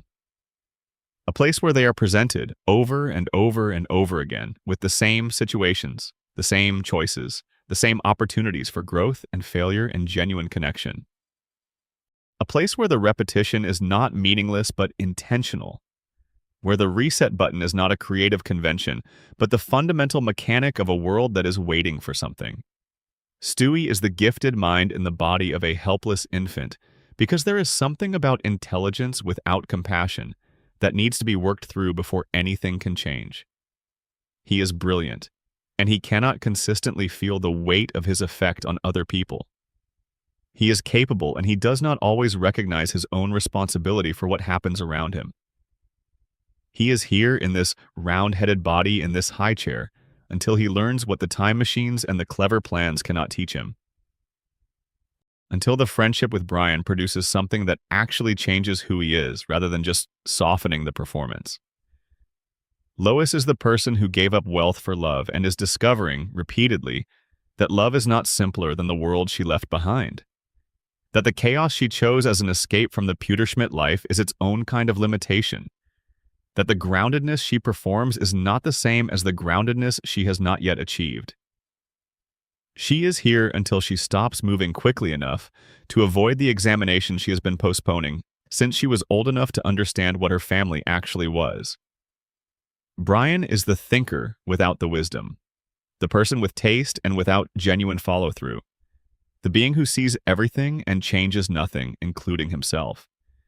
He is here in the situation that is simultaneously his protection and his limitation, until he finds a way to close the gap between his self-image and his actual behavior.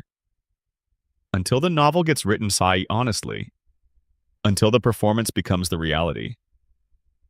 Peter is the father who carries something he has never been able to put down, who has built a whole world to avoid setting it down. He is here in this silly, relentless, endlessly forgiving world until he can say what actually happened, until the grief resolves into something that does not require a dream to contain it. And Meg is the one who might find her way through first, because Meg is the one who already sees clearly. Who tells the truth? Who, in the episode that the show was brave enough to write, and not fully brave enough to commit to, stood in the middle of all of them and named exactly what was happening. Meg is in this place for the wrong reason. She is not here because she failed. She is here because everyone around her has not yet reached the place where they can truly see her. When someone finally loves Meg the way she deserves to be loved, when the recognition she has been asking for finally arrives without being immediately withdrawn, the theory suggests that she will be the first one through. The most human one, in the end, will be the first one free. The others stay until they earn their exit. Stewie learning to put the plan down and simply be present. Brian learning to finish something honest. Lois learning to sit still long enough to feel what she has been running from. Peter learning finally to say the true names of the people he lost, and to mean it when he says he misses them. The show runs because the lessons have not been learned. The reset button is pressed because the work is not done. And somewhere on Spooner Street, through a window with a red door, a family goes through their day. Again, and again, and again. Section 13. Pulling it all together. The show that knew its own secret. There is something worth sitting with as we reach the end of this particular journey through the Griffin household. And it is this. The show, in occasional and unplanned and probably unconscious ways, has been aware of all of this. Not the specific theories, not the carefully assembled fan readings, but the emotional truth underneath them. The show has known, in the way that any piece of creative work can know things that its creators did not consciously decide to place there, that there is something genuinely heavy in the foundation of what it is doing. The episode Send in Stewie, Please knew. The Seahorse episode knew. The Brian and Stewie episode where they are locked in the vault overnight, where Brian reveals the thing he keeps in the safety deposit box, where Stewie tells him how much he means to him, that episode knew. The moments scattered through the show's run, where a character briefly becomes more real than the comedy around them permits, where the loss, or the longing, or the fear shows through the cartoon surface, those moments knew. They landed differently than the rest of the show because they were drawing on something that the rest of the show keeps carefully covered. The show cannot sustain that level of honesty because the world it has built is not designed to contain it. The dream has to stay a dream. The comedy has to override the weight, the reset button has to be pressed. Not because the creators were not capable of something deeper, but because the mechanism of the show, the specific terms under which it agreed to exist, require that nothing finally arrive. That the revelation always be incomplete, that the character always pull back from the edge of genuine change. This is not purely a flaw. It is a flaw and a truth simultaneously. It is the show accurately depicting what it is like to live inside a mind that needs to repeat rather than resolve. The repetition is not just entertainment filling, it is the condition of the world. It is what happens when the thing that needs to be said is too large to say and the dream is the only available alternative. Every so often, someone turns on Family Guy and laughs at some escalating chaos or an unexpected cutaway or a character's familiar reaction to the world around them. And somewhere beneath that laughter, if they are paying the right kind of attention, they can feel the weight of what the comedy is sitting on top of. The way the funny thing is only funny because there is something else holding it up. The way the absurdist distance between the show and real feeling is precisely what allows the real feeling to survive inside it. The house on Spooner Street is full. The lights are on. There is noise and chaos and conflict and occasionally, very occasionally, a moment of real warmth that breaks through the noise and then gets buried again. And a man in a quiet room somewhere is doing what he has to do to get through the day, building a world where his family is still alive. Pressing the reset button every time something threatens to end. Making the same mistakes in the same rooms with the same people because the alternative is to sit in the silence of what actually happened. And the show goes on. And the family survives. And nobody ages and nobody changes and nobody leaves for long.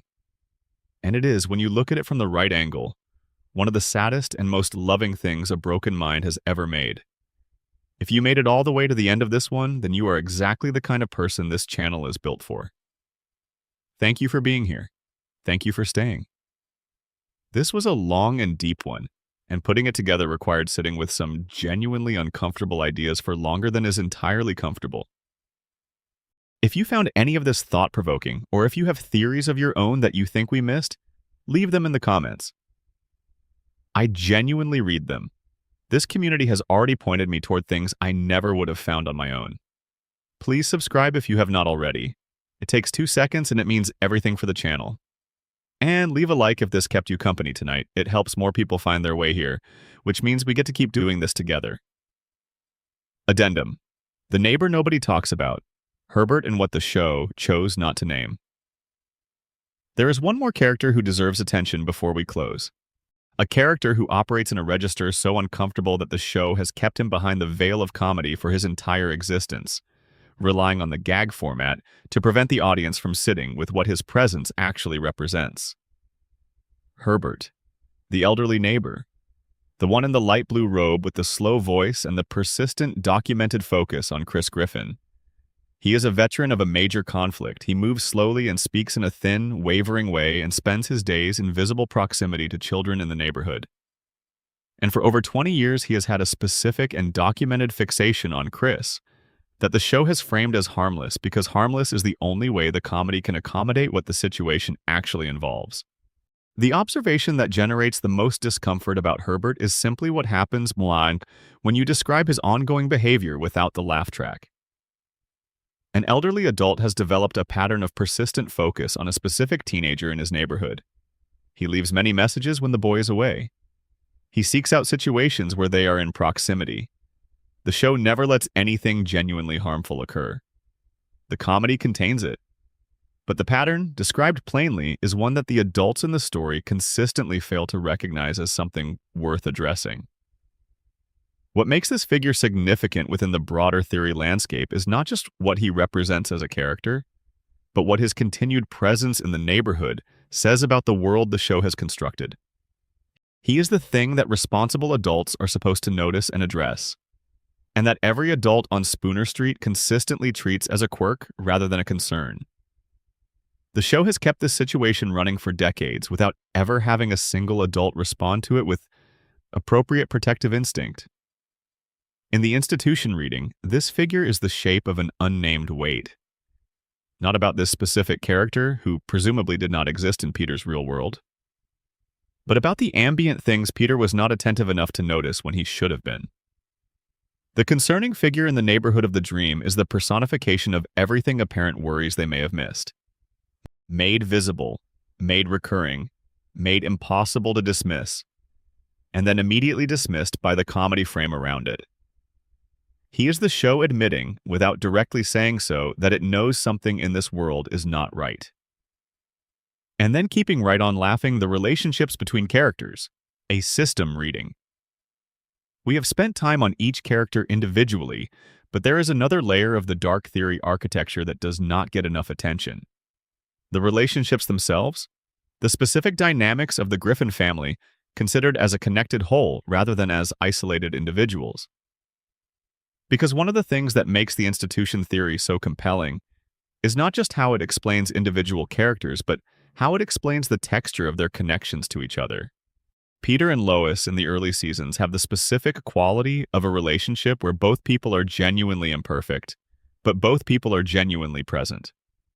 The affection underneath all the dysfunction is visible and real. This is the relationship that Peter is reconstructing in the dream. This is the template his grief is working from. He is trying to give himself back the connection he lost.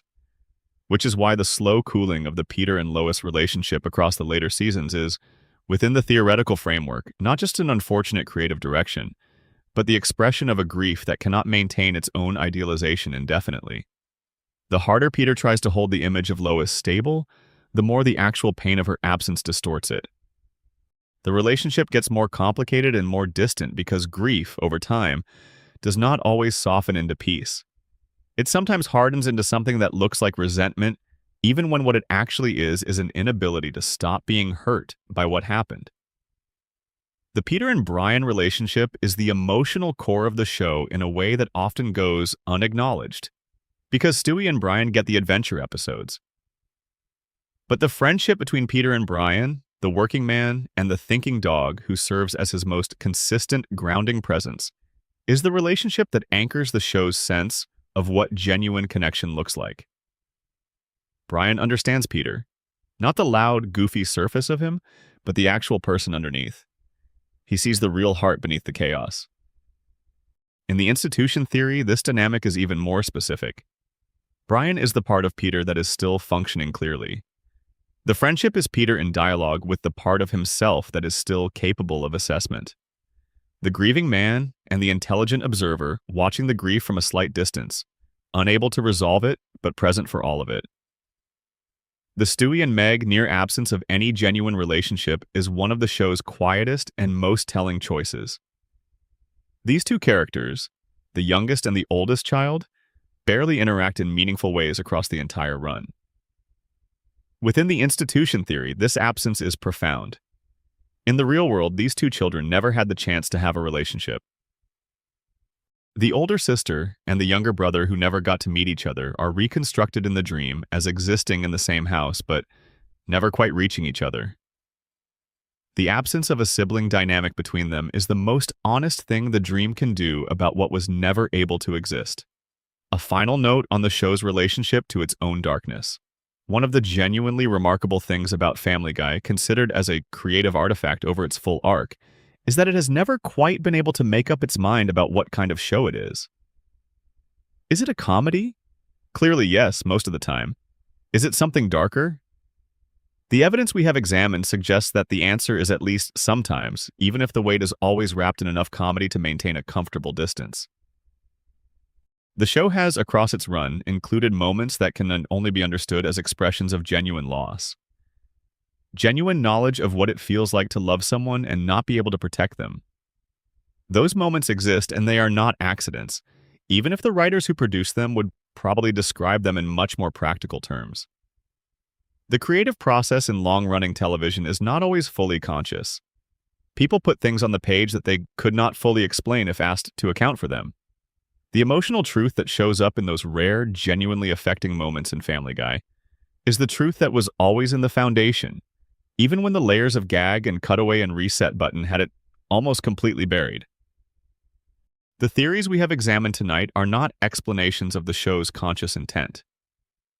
The show was not designed as a meditation on grief-constructed fantasy or infant perception or purgatorial repetition.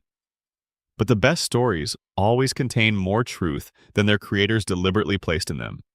They accumulate meaning from the accumulated experience of everyone who worked on them, and everyone who has watched them, and everyone who has brought their own life to the work of interpretation. Family Guy has been watched by hundreds of millions of people over 25 years. The theories that have emerged from that watching are the collective intelligence of all those viewers applied to a body of work that had more in it than the surface always suggested. And the surface is still funny sometimes. The chicken fights and the running gags and the elaborate setups have their own value. Comedy is not diminished by the presence of something deeper underneath it. If anything, comedy that sits over genuine weight is more honest than comedy that pretends the weight does not exist. The laugh that you get from a joke sitting over something real is different from the laugh you get from a joke that has nothing underneath it. It is the kind of laugh that opens something rather than closing it. The kind that stays with you because it was not just a laugh, it was a recognition. That is what these theories give back to the show. They do not destroy the comedy. They give it weight. They make the moments of warmth, the rare ones, the ones that slip through the comedy and land directly, land with a force that they could not have if you had not been given the full picture. So watch the show with that knowledge sometime, if you find yourself somewhere comfortable with the lights low. Watch Peter stumble through his living room and notice the grief underneath the comedy. Watch Stewie build something impossible and notice the small person trying to feel capable. Watch Brian reach for another drink and notice the person who wanted to be better. Watch Meg absorb one more moment of being dismissed and notice the person who is still there underneath it, still intact, still waiting to be truly seen. And notice when the show, just for a moment, lets the truth show through. Because it does. It always has. And the truth, when it arrives in the middle of all that cartoon noise and deliberate absurdity, is more than worth waiting for. And maybe that is the deepest theory of all.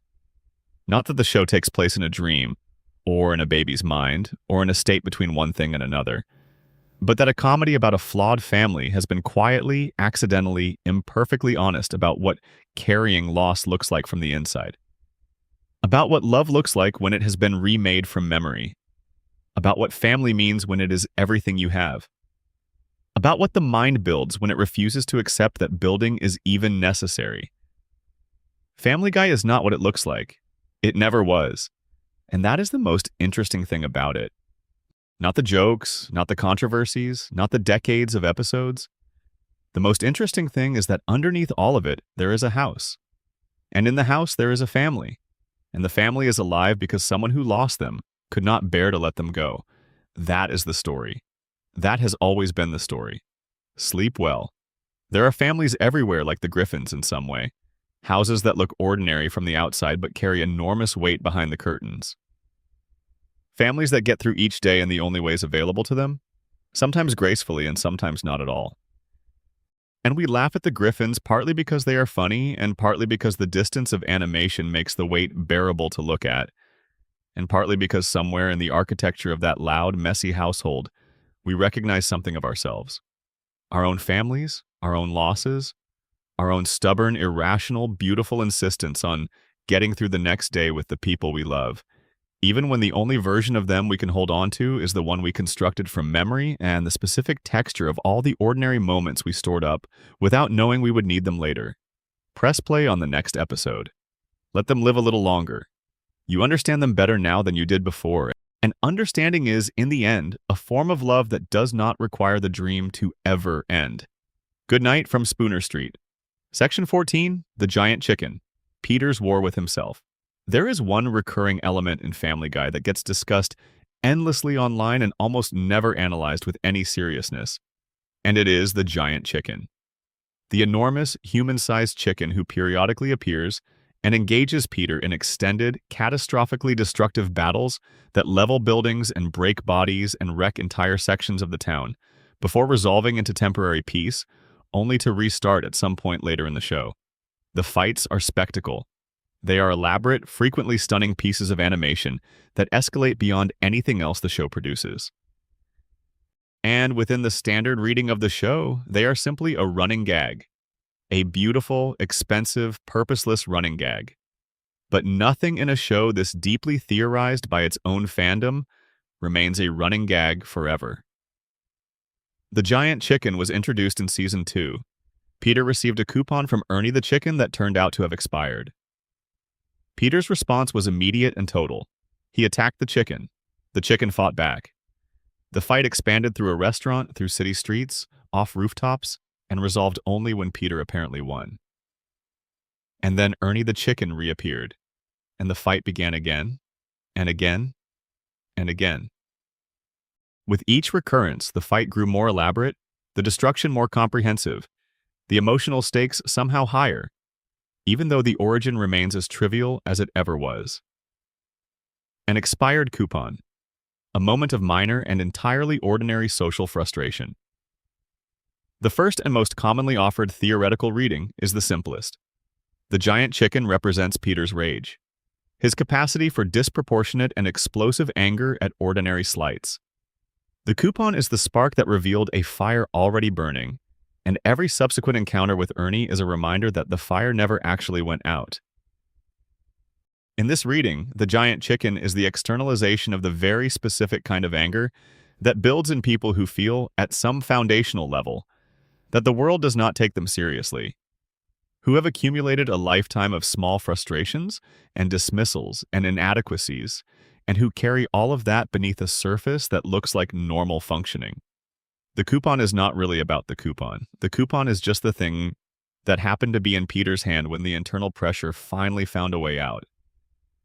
This reading is satisfying as far as it goes, but the institution theory takes it somewhere considerably darker. If the world of the show is Peter's constructed reality, a dream built by a mind that is folded inward under unthinkable grief, then the giant chicken is not an external character at all. The giant chicken is Peter. Or more precisely, the giant chicken is the part of Peter that he cannot integrate into the dream, the part that is still capable of genuine, world-shaking destruction, the part that knows, on some level, what actually happened, what was actually lost. The rage of a man who watched his entire family disappear in the span of a few hours and has spent every moment since constructing an elaborate unreality to avoid sitting with that knowledge. The fights are not really fights. They are the dream breaking down and reassembling itself. They are the moment when the truth threatens to surface, the moment when the grief threatens to break through the comedy and land directly, the moment when Peter cannot hold the constructed world together anymore. The giant chicken appears, the dream world shatters into violence, entire structures collapse around them, and then Peter wins. The dream reasserts itself. The world goes back to normal, the chicken retreats, and Peter continues. What makes this reading particularly affecting is the detail that the chicken does not stay defeated. He comes back, every time. Because the thing the chicken represents, the grief and the anger and the knowledge of what actually happened, cannot be permanently silenced. You can suppress it. You can beat it back. You can send it retreating for another season or two. But it will return. It always returns. Wearing a slightly different suit, showing up in a slightly different context, but carrying the same origin. An expired coupon. A minor injustice. A small thing that means nothing on its surface and everything underneath it. The detail that Peter and Ernie the chicken occasionally have moments of truce, moments where the fight pauses and they share a meal together or seem almost like they might be capable of coexisting, is one of the most quietly devastating elements of the entire recurring storyline. Because those truces never hold. Every time Peter and his grief seem to have found some way to exist alongside each other without destruction, something reignites the conflict. Some small thing that should not matter brings all of it roaring back. That pattern is not comedy. That is one of the most accurate depictions of unresolved grief in the entire series. The way you can go weeks or months carrying it quietly, almost peacefully, and then something entirely ordinary, the smell of a specific thing, the angle of light at a specific time of year, the sound of something that means nothing to anyone else, brings it all back with total force. There is also a reading that connects the giant chicken specifically to Lois. In the original encounter, the expired coupon was from a restaurant. Food, nourishment, the basic care of the body, these are all things that in the early seasons are associated with Lois. She cooks, she provides, she feeds the family. And an expired coupon is a promise of provision that turned out not to be good anymore. A promise that expired, that could not be redeemed. The rage that erupts from that minor betrayal, viewed through the institution lens, is the rage of a man whose most fundamental source of nourishment and stability was taken from him permanently. Peter attacks the chicken not because of the coupon, but because the coupon is the first thing since losing everything that made him feel the precise quality of that particular loss. And the feeling of that loss, once it finds a crack in the constructed world, does not go quietly. Section 15. Time in the Griffin's world. Why the clocks never work. One of the most frequently discussed structural oddities of Family Guy is its relationship with time. The show does not age its characters in any meaningful way. Children who were teenagers in 1999 are still teenagers in 2024. Peter Griffin has held multiple different jobs, and the show has presented contradictory origin stories for almost every character without ever reconciling them. Characters die and return. Events of enormous consequence happen and are forgotten by the following week. Time in the world of Spooner Street does not work the way it works anywhere else.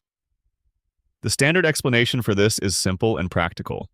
Animated sitcoms frequently operate in what is called a floating timeline, a narrative structure deliberately kept vague so that the show never ages itself out of relevance.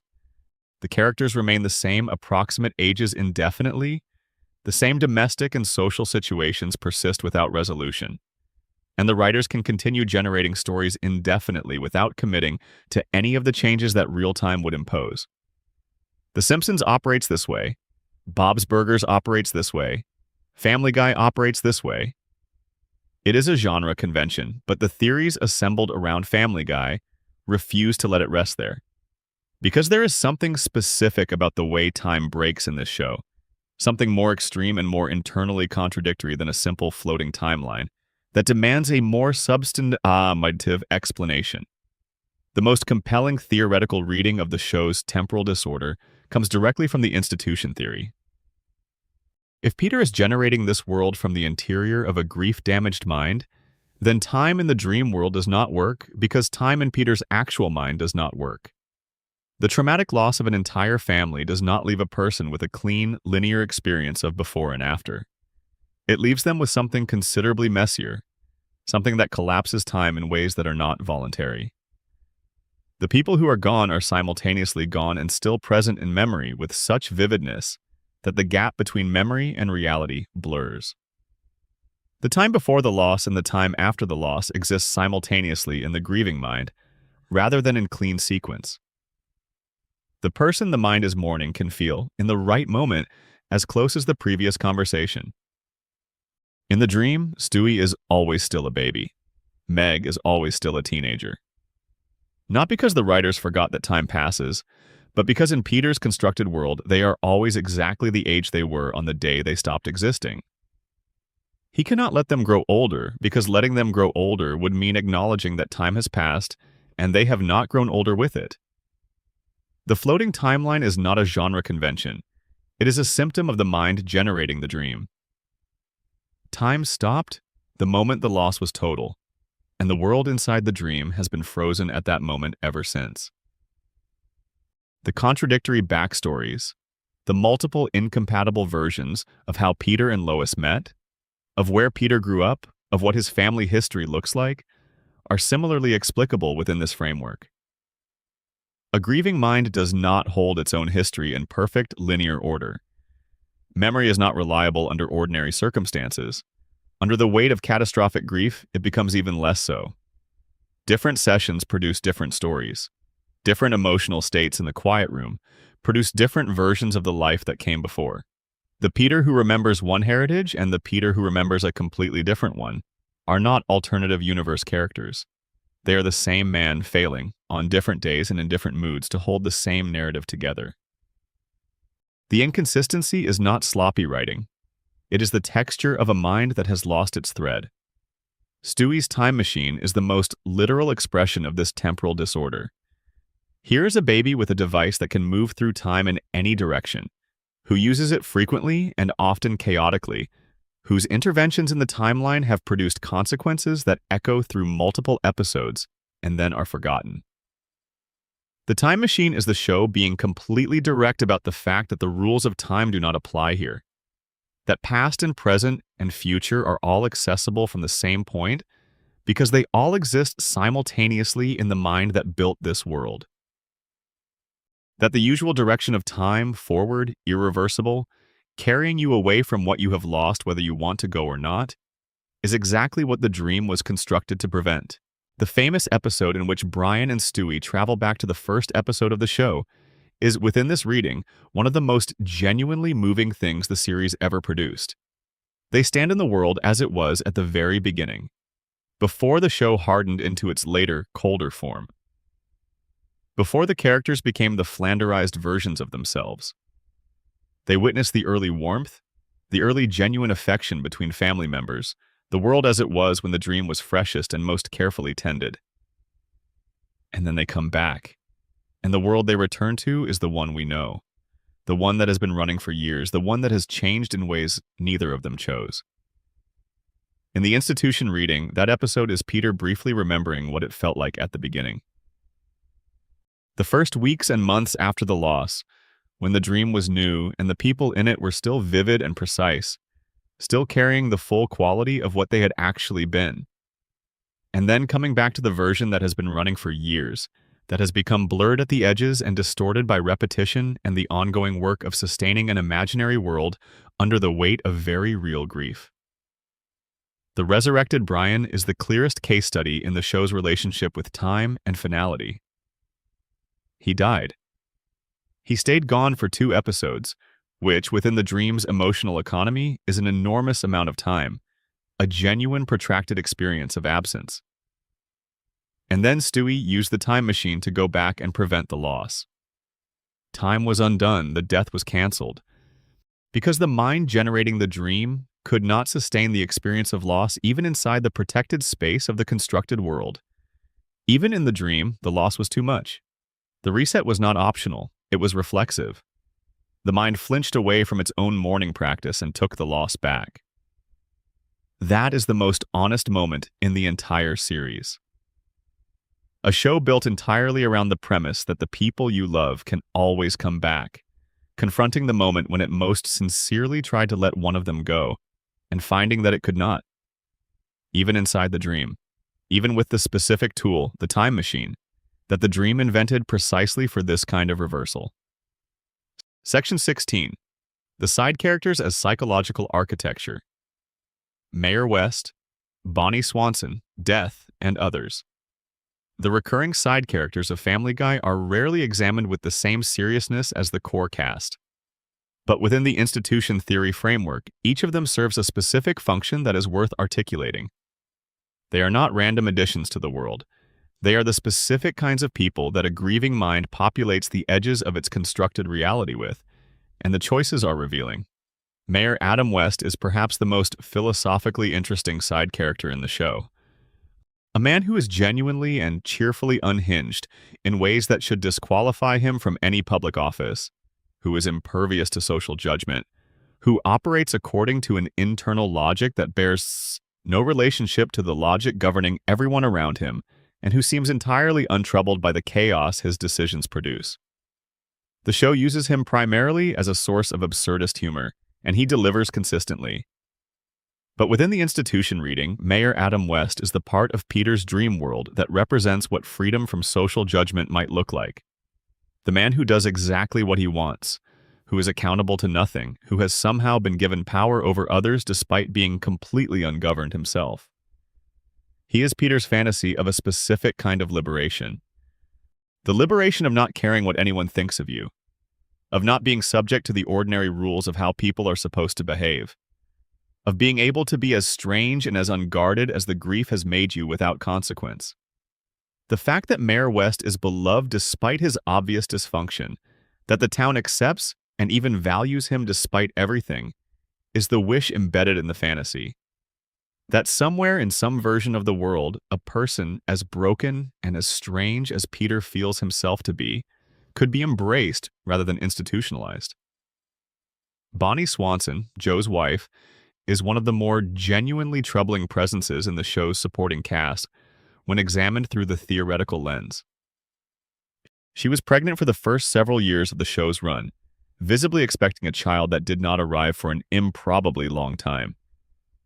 When she finally does give birth, the baby is named Susie, and Susie develops the show's single most unexplained detail. Her inner thoughts are voiced by Patrick Stewart, the same actor who voices Avery Bullock in American Dad. This is one of the most commonly cited pieces of evidence for the shared universe theory, the reading that Family Guy and American Dad exist within the same fictional space, and that the shared voice is not coincidence but connection. But within the institution reading, Bonnie's prolonged pregnancy is something else. She is, for years, in the state of expecting a child who has not yet arrived, carrying the possibility of a new life that has not yet become real. Peter, generating this world from a quiet room, placed in his neighborhood a woman who has been pregnant for years, for whom the birth of a new child is always impending and never quite arriving. That is not narrative carelessness. That is the dream's specific expression of what it feels like to be carrying something indefinitely, to be in the suspended state of waiting for something to become real that cannot become real. Lois was expecting Stewie when she passed. The dream places a version of that suspended expectancy in the neighborhood, encoded in the character of the woman next door, and lets it run for seasons. Death himself is a recurring character, and this too is significant. In most of his appearances, Death is depicted not as terrifying, but as inconvenient, as someone with his own problems, as a character who can be reasoned with, negotiated with, occasionally outwitted or delayed. In the world of the dream, Death is not final. Death is a character you can talk to, a person with an agenda and a personality and bad days, just like anyone else. The personification of the thing that cannot be argued with in reality is, in the dream, something you can absolutely argue with, and sometimes win. Within the institution reading, this is the dream's most transparent expression of what it is. A world built specifically because death could not be argued with in reality. Because the reasoning and the negotiating and the desperate bargaining that every person does when loss arrives did not work, and the loss happened anyway. In the dream, you get the version where it can be delayed, where death shows up and you can hand him something and he goes away temporarily. Where the finality of the real world is replaced with something more negotiable, more survivable, more like a conversation than an ending. The recurring presence of Stewie's nemesis Bertram deserves mention in this context. Bertram, an infant villain who shares some of Stewie's intelligence but none of his eventual capacity for warmth, appeared as a recurring antagonist before being written out of the show. He was conceived using Peter's donated genetic material, making him technically a half-sibling of Stewie. The existence of Bertram, within the institution reading, is the dream's expression of what Stewie might have become without the specific relationship with Brian that gradually humanized him. A version of the brilliant, dangerous infant who never found the one relationship that made vulnerability feel survivable. A mirror for Stewie that shows him the path he did not take, or has not taken yet. Dr. Elmer Hartman, the family doctor who is comically and consistently incompetent, is the dream's portrait of what happens when the people who are supposed to protect and care for you cannot be fully trusted to do it well. The doctor who misdiagnoses, who confuses patients, who arrives at every medical crisis with cheerful insufficiency. He is the show's recurring joke about the limits of professional care. But he is also, within the institution reading, the shape of Peter's complicated relationship with the institutional setting where he actually resides.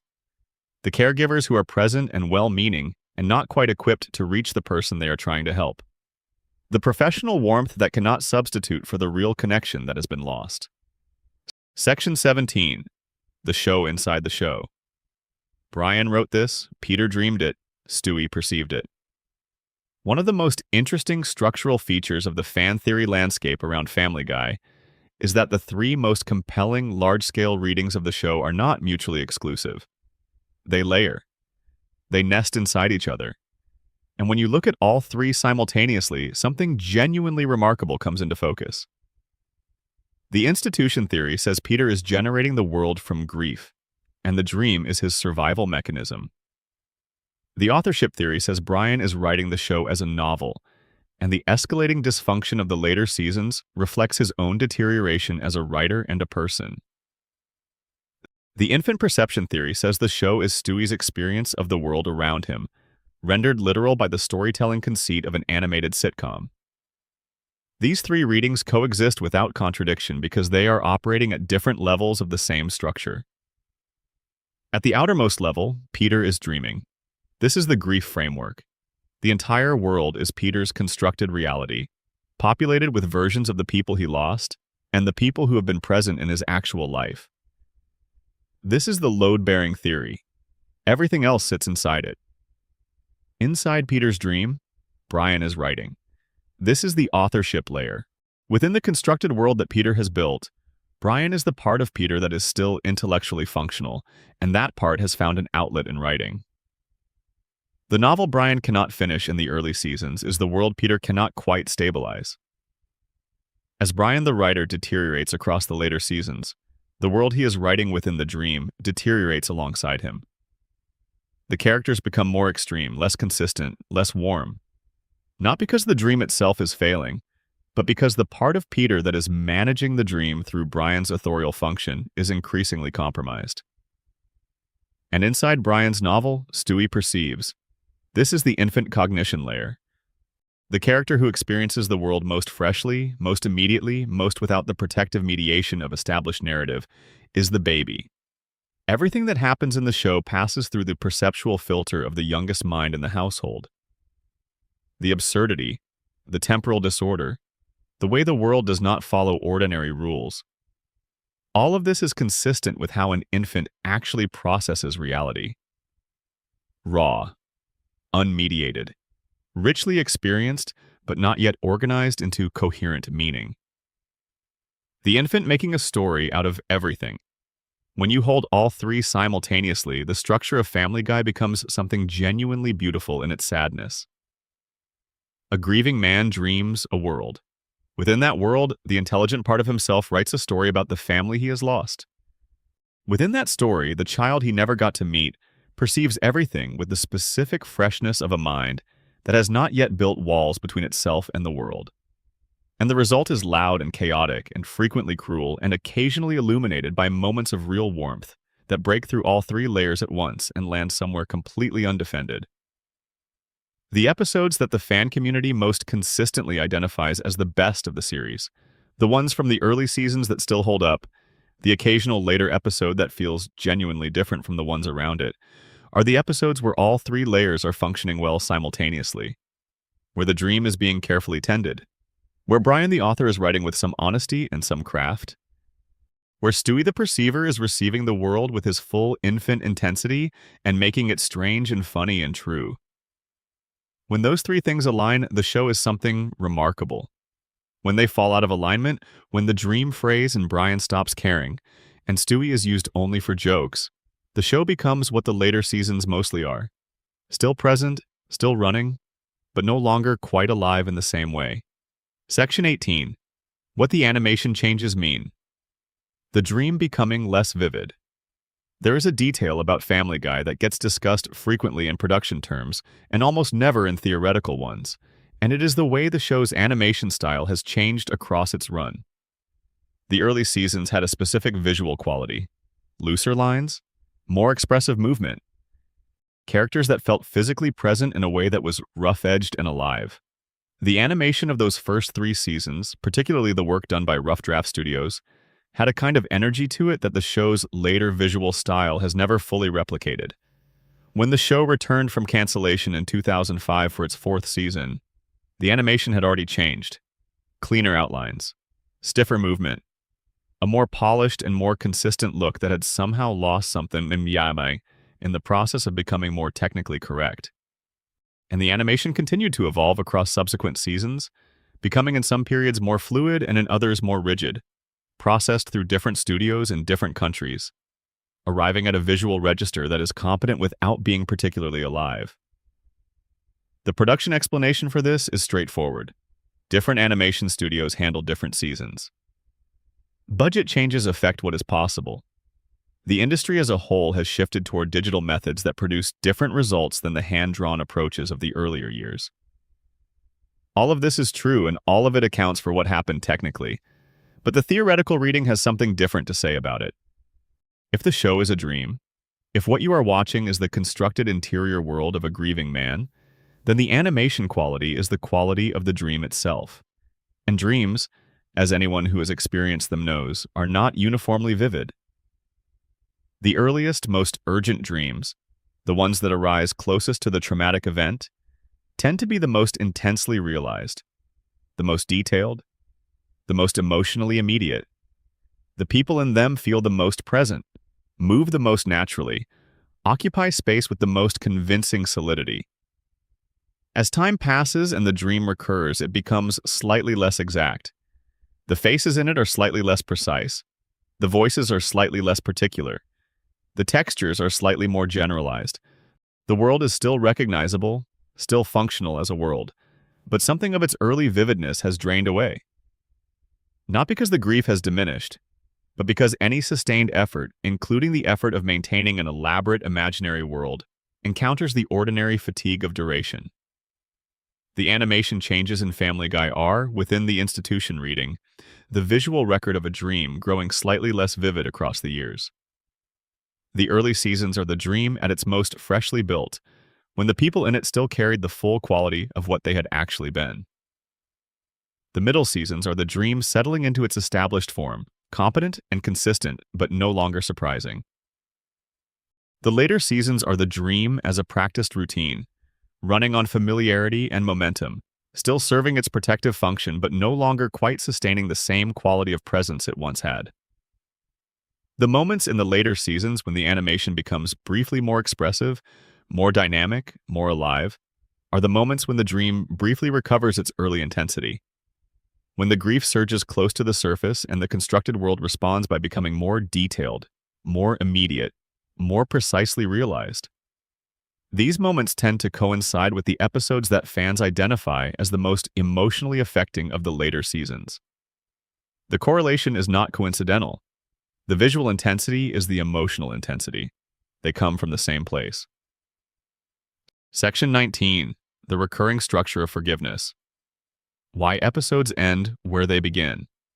There is a pattern embedded in the structure of almost every Family Guy episode that rarely gets discussed, but that becomes, once you notice it, impossible to unsee. Episodes begin in a state of relative equilibrium. Something disrupts that equilibrium. The disruption escalates, and then, by the episode's end, the equilibrium is restored. The characters return to approximately where they started. Whatever changed during the episode has been walked back. Whatever was learned has been forgotten. Whatever damage was done has been repaired by the next scene or by the next episode if the damage was particularly extensive. This is the reset button that everyone who discusses the show eventually mentions, and it is typically discussed as a narrative choice, a decision made for practical and comedic reasons that allows the show to generate stories indefinitely without running out of character development or accruing consequences that would limit future stories. That reading is entirely accurate. It is also, within the institution framework, the most structurally telling thing about the show. A grieving mind that has constructed an imaginary world to survive in does not want that world to change. Change within the dream would mean one of two things. It would mean the people in the dream growing, developing, moving forward through time in the way living people actually do, which would eventually mean them becoming people the grief cannot recognize anymore. Becoming strangers. Or it would mean the dream narrative progressing toward its natural conclusion, toward the endpoint of every story about a family, which is dissolution and departure and the acknowledgement that children leave and parents age and nothing stays where you placed it forever. Neither of those outcomes is acceptable to the mind that built this world for the specific purpose of making the loss unhappen. So the episodes reset. Every disruption is resolved. Every departure is canceled. Every consequence is wiped. The family is always at breakfast together the next morning. The marriage survives every challenge. The children are always approximately the same age. The house is always still standing. The dream reasserts its own initial conditions with a consistency that no real family ever achieves. Because real families change and real families are altered by time, and real families cannot simply press a button and return to where they were. The reset button is not lazy storytelling. The reset button is the most honest thing about the show. It is the clearest statement of what the show is for. It exists because the man generating this world cannot afford for it to progress, cannot afford for the people in it to grow up and move away, cannot afford for the story to arrive at any of the ordinary human endings that real families arrive at. The story has to keep going. The characters have to keep coming back. The house has to keep being there on Spooner Street.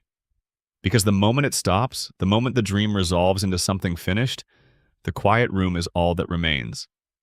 The episodes where something is allowed to stick, where a consequence carries forward even temporarily, are the most celebrated of the show's run because they feel genuinely different from everything around them. The audience responds to them with a disproportionate intensity because they are, briefly, being given access to something that real stories do. They are being given momentum. Forward motion. The feeling that what happened in this episode will still have been true in the next one. And then the reset comes, and it is genuinely a relief. The relief is the point. The dream wants you to feel the relief. The relief is what makes it worth maintaining. Section 20. The Purgatory reading revisited. Every character's unfinished work. We spoke briefly about the Purgatory reading earlier, the idea that Spooner Street is not a dream and not an infant's perception, but a genuinely intermediate state, a place between what these characters were and what they could become. But the reading deserves a more thorough treatment than it initially received, because the specific and distinct unfinished work of each character illuminates the entire theory in ways that the briefer version does not have space for. Purgatory, in the theological traditions that originally developed the concept, is not punishment. This is the most commonly misunderstood aspect of the framework. It is not hell by another name. It is a process, a working through, a place where souls that are not beyond redemption but are not yet ready for what comes next are given the time and the conditions they need to complete the transformation that their lives did not finish. The obstacles are not imposed from outside. They arise from within, from whatever each soul is specifically carrying that it has not yet found a way to put down. Applied to Family Guy, this means that each character is held in this suburban loop, not as a punishment for being insufferable or cruel or self-absorbed, though several of them are all three. They are held here because each of them has something specific that they came into this world carrying, and that they have not yet found a way to genuinely address. Peter is carrying the father he never allowed himself to fully be. In his real life before the loss, he was present, but perhaps not entirely present. He loved his family, but perhaps let the love be assumed rather than expressed. Let the work of connection be done by Lois, rather than contributing his full self to it.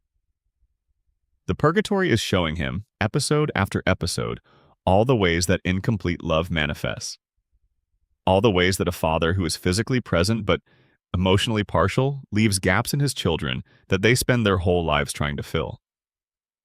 He is watching himself fail at fatherhood in elaborated and escalating ways, and he will keep watching until he understands not just that he failed, but why and what it would have looked like to do it differently.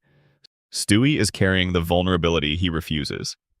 He is the most visibly intelligent person in the household, and has spent every episode building elaborate mechanisms to avoid having to simply be present and open.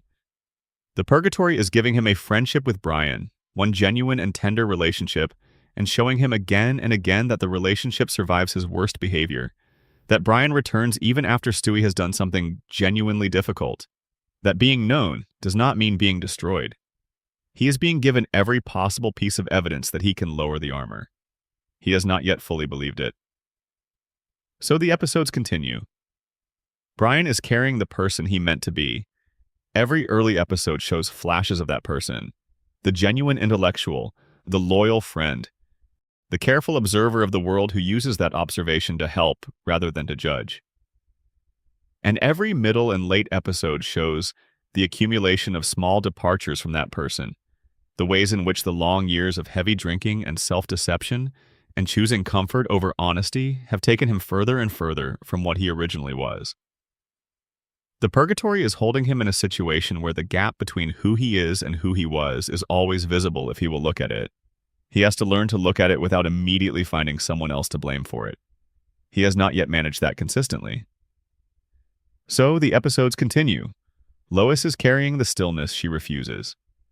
The Purgatory is giving her a household full of managed chaos, and every day in it is another day in which she could choose to stop managing and start being present instead. Another day in which she could sit with the Pewter-Schmidt history and what it means and what it cost and what she absorbed from it. She is surrounded by the specific kind of busyness she chose because it would prevent examination, and the Purgatory is waiting for her to notice that the busyness is not actually helping her, that she has been busy for decades and the thing she was busy to avoid is still there, exactly where she left it, patient as anything. She has not yet looked at it, so the episodes continue. Meg is carrying the worth she cannot claim.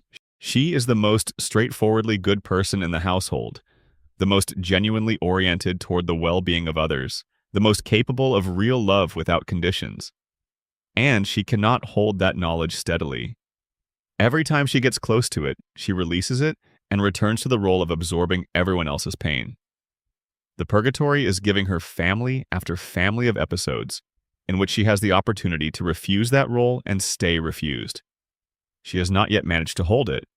She has not yet found the internal stability that would allow her to say, I am worth more than this, and mean it across an entire episode rather than just for a scene. So the episodes continue. The Purgatory reading is the most hopeful of all the theories assembled around this show, because it implies that the situation is not permanent, that the loop is not infinite by design but by necessity, that the reset button gets pressed not because nothing can ever change, but because the changes that are needed have not yet happened. That somewhere in the long run of this show, there are episodes that represent genuine progress.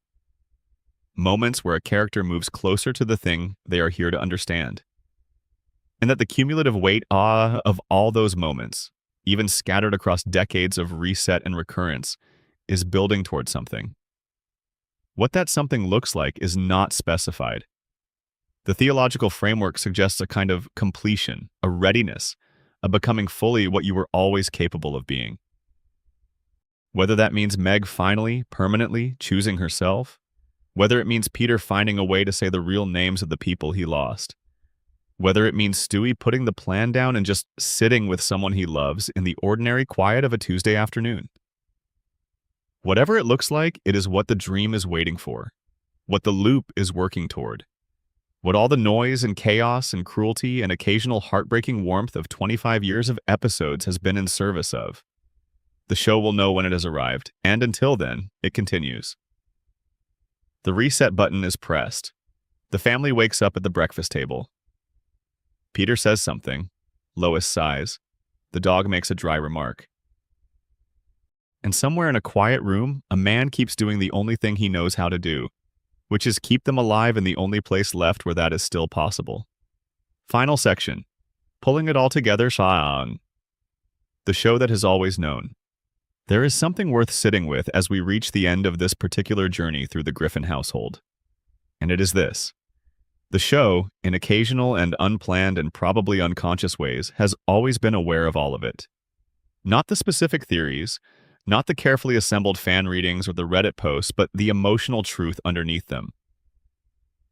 The show has known, in the way any long piece of creative work can know things that its creators did not consciously place there, that there is something genuinely heavy in the foundation of what it is doing. The episode Send in Stewie, Please knew. The Seahorse episode knew. The Brian and Stewie Locked in the Vault episode, where Brian reveals what he keeps in the safety deposit box and Stewie tells him how much he means to him, that episode knew. The moments scattered through the show's run, where a character briefly becomes more real than the comedy around them can contain, where the loss or the longing or the fear shows through the cartoon surface into something that actually reaches you, those moments knew. They landed differently from everything else the show produced because they were drawing on something that the rest of the show keeps carefully covered. Something the comedy cannot keep covered indefinitely, no matter how many cutaways and chicken fights and reset buttons are deployed in its service. The show cannot sustain that level of honesty for long because the world it has built is not designed to contain it. The dream has to keep dreaming. The comedy has to override the grief. The reset button has to be pressed. Not because the creators were lazy or careless, though the show has been both at various points, but because the mechanism of the show, the specific terms under which it exists, require that nothing finally arrive. That the revelation always be incomplete. That the character always pull back from the edge of genuine change, just as the change becomes visible. This is not purely a flaw. It is a flaw and a truth simultaneously. It is the show accurately depicting what it feels like to live inside a mind that needs to repeat rather than resolve. The repetition is not entertainment padding. The repetition is the condition. It is what happens when the thing that needs to be said is too large and too true and too permanent to say out loud, and the dream is the only alternative that keeps the lights on. Every time someone sits down to watch Family Guy in whatever the hour is, wherever they are, something is happening that is considerably more complex than watching a cartoon. They are sitting with a grief that the show has never directly named. They are watching a constructed world maintain itself against the pressure of what would end it. They are laughing at things that are only funny because something real is sitting underneath them, holding them up. And sometimes, in the right episode, in the right moment, the laugh opens into something else entirely. Something that arrives before you can decide whether you want it to. That is the show, not the cutaways, not the controversies, not the ratings, not the decades of episodes. The show is that moment of opening, the moment when the comedy becomes briefly transparent and something true looks through it. The moment that every person who has ever genuinely loved this show, through all its inconsistencies and failures and occasional staggering cruelties, has been waiting for without fully knowing they were waiting for it. The house on Spooner Street is full. The lights are on inside, there is noise and chaos, and somebody is probably falling down the stairs. And somewhere in a quiet room that the show will never depict directly, a man is doing what he has to do to get through the night. Building a world where his family is still alive. Pressing the reset button every time something threatens to end. Making the same mistakes in the same rooms with the same people he loves. Because the alternative is to sit in the silence of what actually happened and know it is permanent and find some way to survive that knowledge without the dream. The dream is the kindest thing that broken mind ever built. And we have been watching it for 25 years without quite knowing what we were watching. Now you know. Sleep well. And the next time you see that red door on Spooner Street, see it for what it is. Not the entrance to a comedy show. The entrance to the most sustained act of love and grief that American animation has ever produced. Dressed up in a yellow shirt, carrying a martini, building something impossible in the bedroom while everyone else sleeps. Good night. Subscribe if you want to keep going deeper. Drop a comment telling me what part of this landed hardest for you. And thank you, genuinely, for spending this much time thinking about a cartoon. Good night, from Spooner Street. One more layer. The show's legacy and what it leaves behind. There is a question that every long-running piece of popular culture eventually forces on the people who grew up with it. What does it mean that this thing existed? What did it do to us, and what did we do to it? And when it is finally over, what will be left of the relationship between the audience and the thing they spent so many hours with? Family Guy is not there yet. As of the time this script was written, it has been renewed through the end of this decade, through seasons that will bring it to its 30th anniversary on television. 30 years. That is longer than most of the people watching it have been alive. That is longer than most marriages last. That is, by any reasonable measure, a relationship. A long, complicated, frustrating, occasionally illuminating relationship between a show and the people who watched it. The relationship has changed. The audience that came to the show in 1999 is not the same audience that watches it now, and the show itself is not the same show. The early seasons attracted people who found in the comedy a specific kind of sharp, culturally literate humor that felt like it was written by and for people who had spent too much time thinking about television and pop culture and the specific absurdities of American domestic life. The middle seasons attracted people who wanted the most viral, most immediately shareable moments that the format could produce. The later seasons exist for an audience that has grown up with the show already in the background of their lives, who relate to it less as something they discovered and more as something that was simply always there, like a piece of furniture. Each of these audiences brought something different to the work of watching it. And the accumulated weight of all that watching, all those hundreds of millions of hours of people sitting with this loud and chaotic and occasionally genuinely affecting show, has produced something that is now larger than any individual episode or season or character arc. It has produced a shared mythology, a set of references and images and recurring jokes that function as a kind of language between people who have watched it. A shorthand for a very particular mode of dark, self-aware, structurally restless American comedy that Family Guy helped define even as it frequently exemplified its worst tendencies. The theories we have examined are part of that mythology. They are the fandom's attempt to give the show a seriousness it does not always claim for itself. To find in the cracks and inconsistencies and moments of accidental emotional truth, a coherent and even moving story about loss and grief, and the lengths to which a damaged mind will go to keep the people it loves alive in some form. Whether or not those theories reflect anything the creators consciously intended is almost beside the point. The theories are true in the way that the best readings of any long-running piece of culture are true. They are responses to something real that was already there, given language and structure by people who noticed it. The house on Spooner Street has been standing for 25 years. It will stand for several more. And in all that time, through all the changing animation styles and showrunners and cultural moments that the show has absorbed and reflected and occasionally embarrassed itself against, the same light has been on in the window, the same family has been inside, and the same man somewhere has been keeping them there. That is the thing worth carrying out of this conversation, and into whatever episode you watch next. Not the specific theories, though those reward attention. Not the Easter eggs or the production history or the changing cast of voices behind the microphones. The thing worth carrying is the simplest one. Someone built this world because they needed it to exist. Someone has been maintaining it for 25 years because they are not ready to let it end. And the world they built, in all its noise and crudeness and occasional heartbreaking clarity, is a monument to the specific and indestructible human refusal to accept that the people you love are simply gone. Good night. Thank you for being here. And please, if you are not already, subscribe. It means more than I can properly explain. A note on why these theories resonate. What fan theory actually does. Before we truly close, there is something worth saying about fan theory itself as a practice.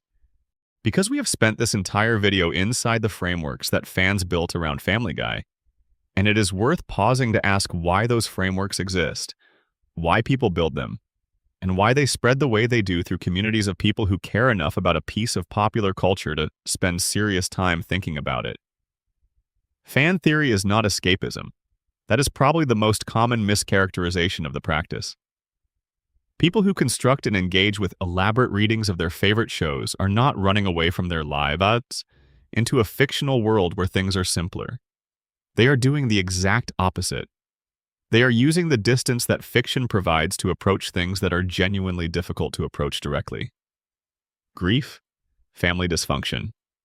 The specific texture of feeling like you do not belong in the family you were born into. The experience of being kind to people who are not kind to you in return, and not knowing whether to keep going or stop. The way time passes and the people you love change and you change, and the relationship between you changes and none of it is negotiable and none of it was what you planned. These are not things that most people can sit down and discuss directly with the people in their lives. They are too close, too raw, too likely to produce defensiveness or deflection, or the very shutting down that prevents the conversation from going anywhere useful. But you can talk about Meg. You can say, with the safety of it being about a cartoon character, that you recognize the pattern of absorbing everyone's pain so that the household stays stable. You can say that you understand why she keeps doing it. You can say that you have been her in various forms and in various rooms of various houses for most of your life. And in saying it about Meg, you say it about yourself, from a safe enough distance that you can actually say it. The institution theory about Peter is similarly functional. The reading that the entire world of the show is the constructed interior of a grieving man is compelling not just as a structural argument but as an emotional one. It gives people a framework for thinking about how grief actually works in the mind over time. The way it does not simply diminish. The way it finds form in the spaces of daily life. The way the people who are gone remain somehow present in the way we see the living people around us. The way we interpret their behavior, the way we assign meanings to ordinary moments that we would not have assigned before the loss. The way the world you build after catastrophic loss is never quite the same world you built before it because it is built partly from different materials now and partly by a different person. That is not a message that is easy to deliver directly. But you can watch a man press a reset button at the end of every episode of a cartoon show and feel it without having it explained to you. The feeling is available. The theory just gives it a name. This is what the best fan theories do. They name things that were already felt. They give language to experiences the work was already communicating, consciously or not. They bring to the surface of articulation something that had been doing its work underneath. And once something has been named, once it has been given a form that you can look at directly, it becomes possible to think about it, to talk about it, to decide what you want to do with it. The theories around Family Guy have been doing that for over a decade. They have given millions of people a way to think and talk about grief and family, and the specific ways that love persists even after everything that should end it.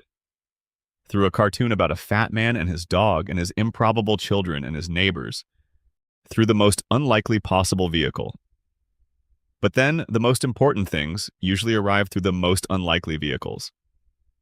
That is the nature of truth. It goes where it can get in. And now, genuinely, finally, and with enormous gratitude for your company on this particular night, sleep well. You deserve rest. And the house on Spooner Street will be there when you wake up. It always is.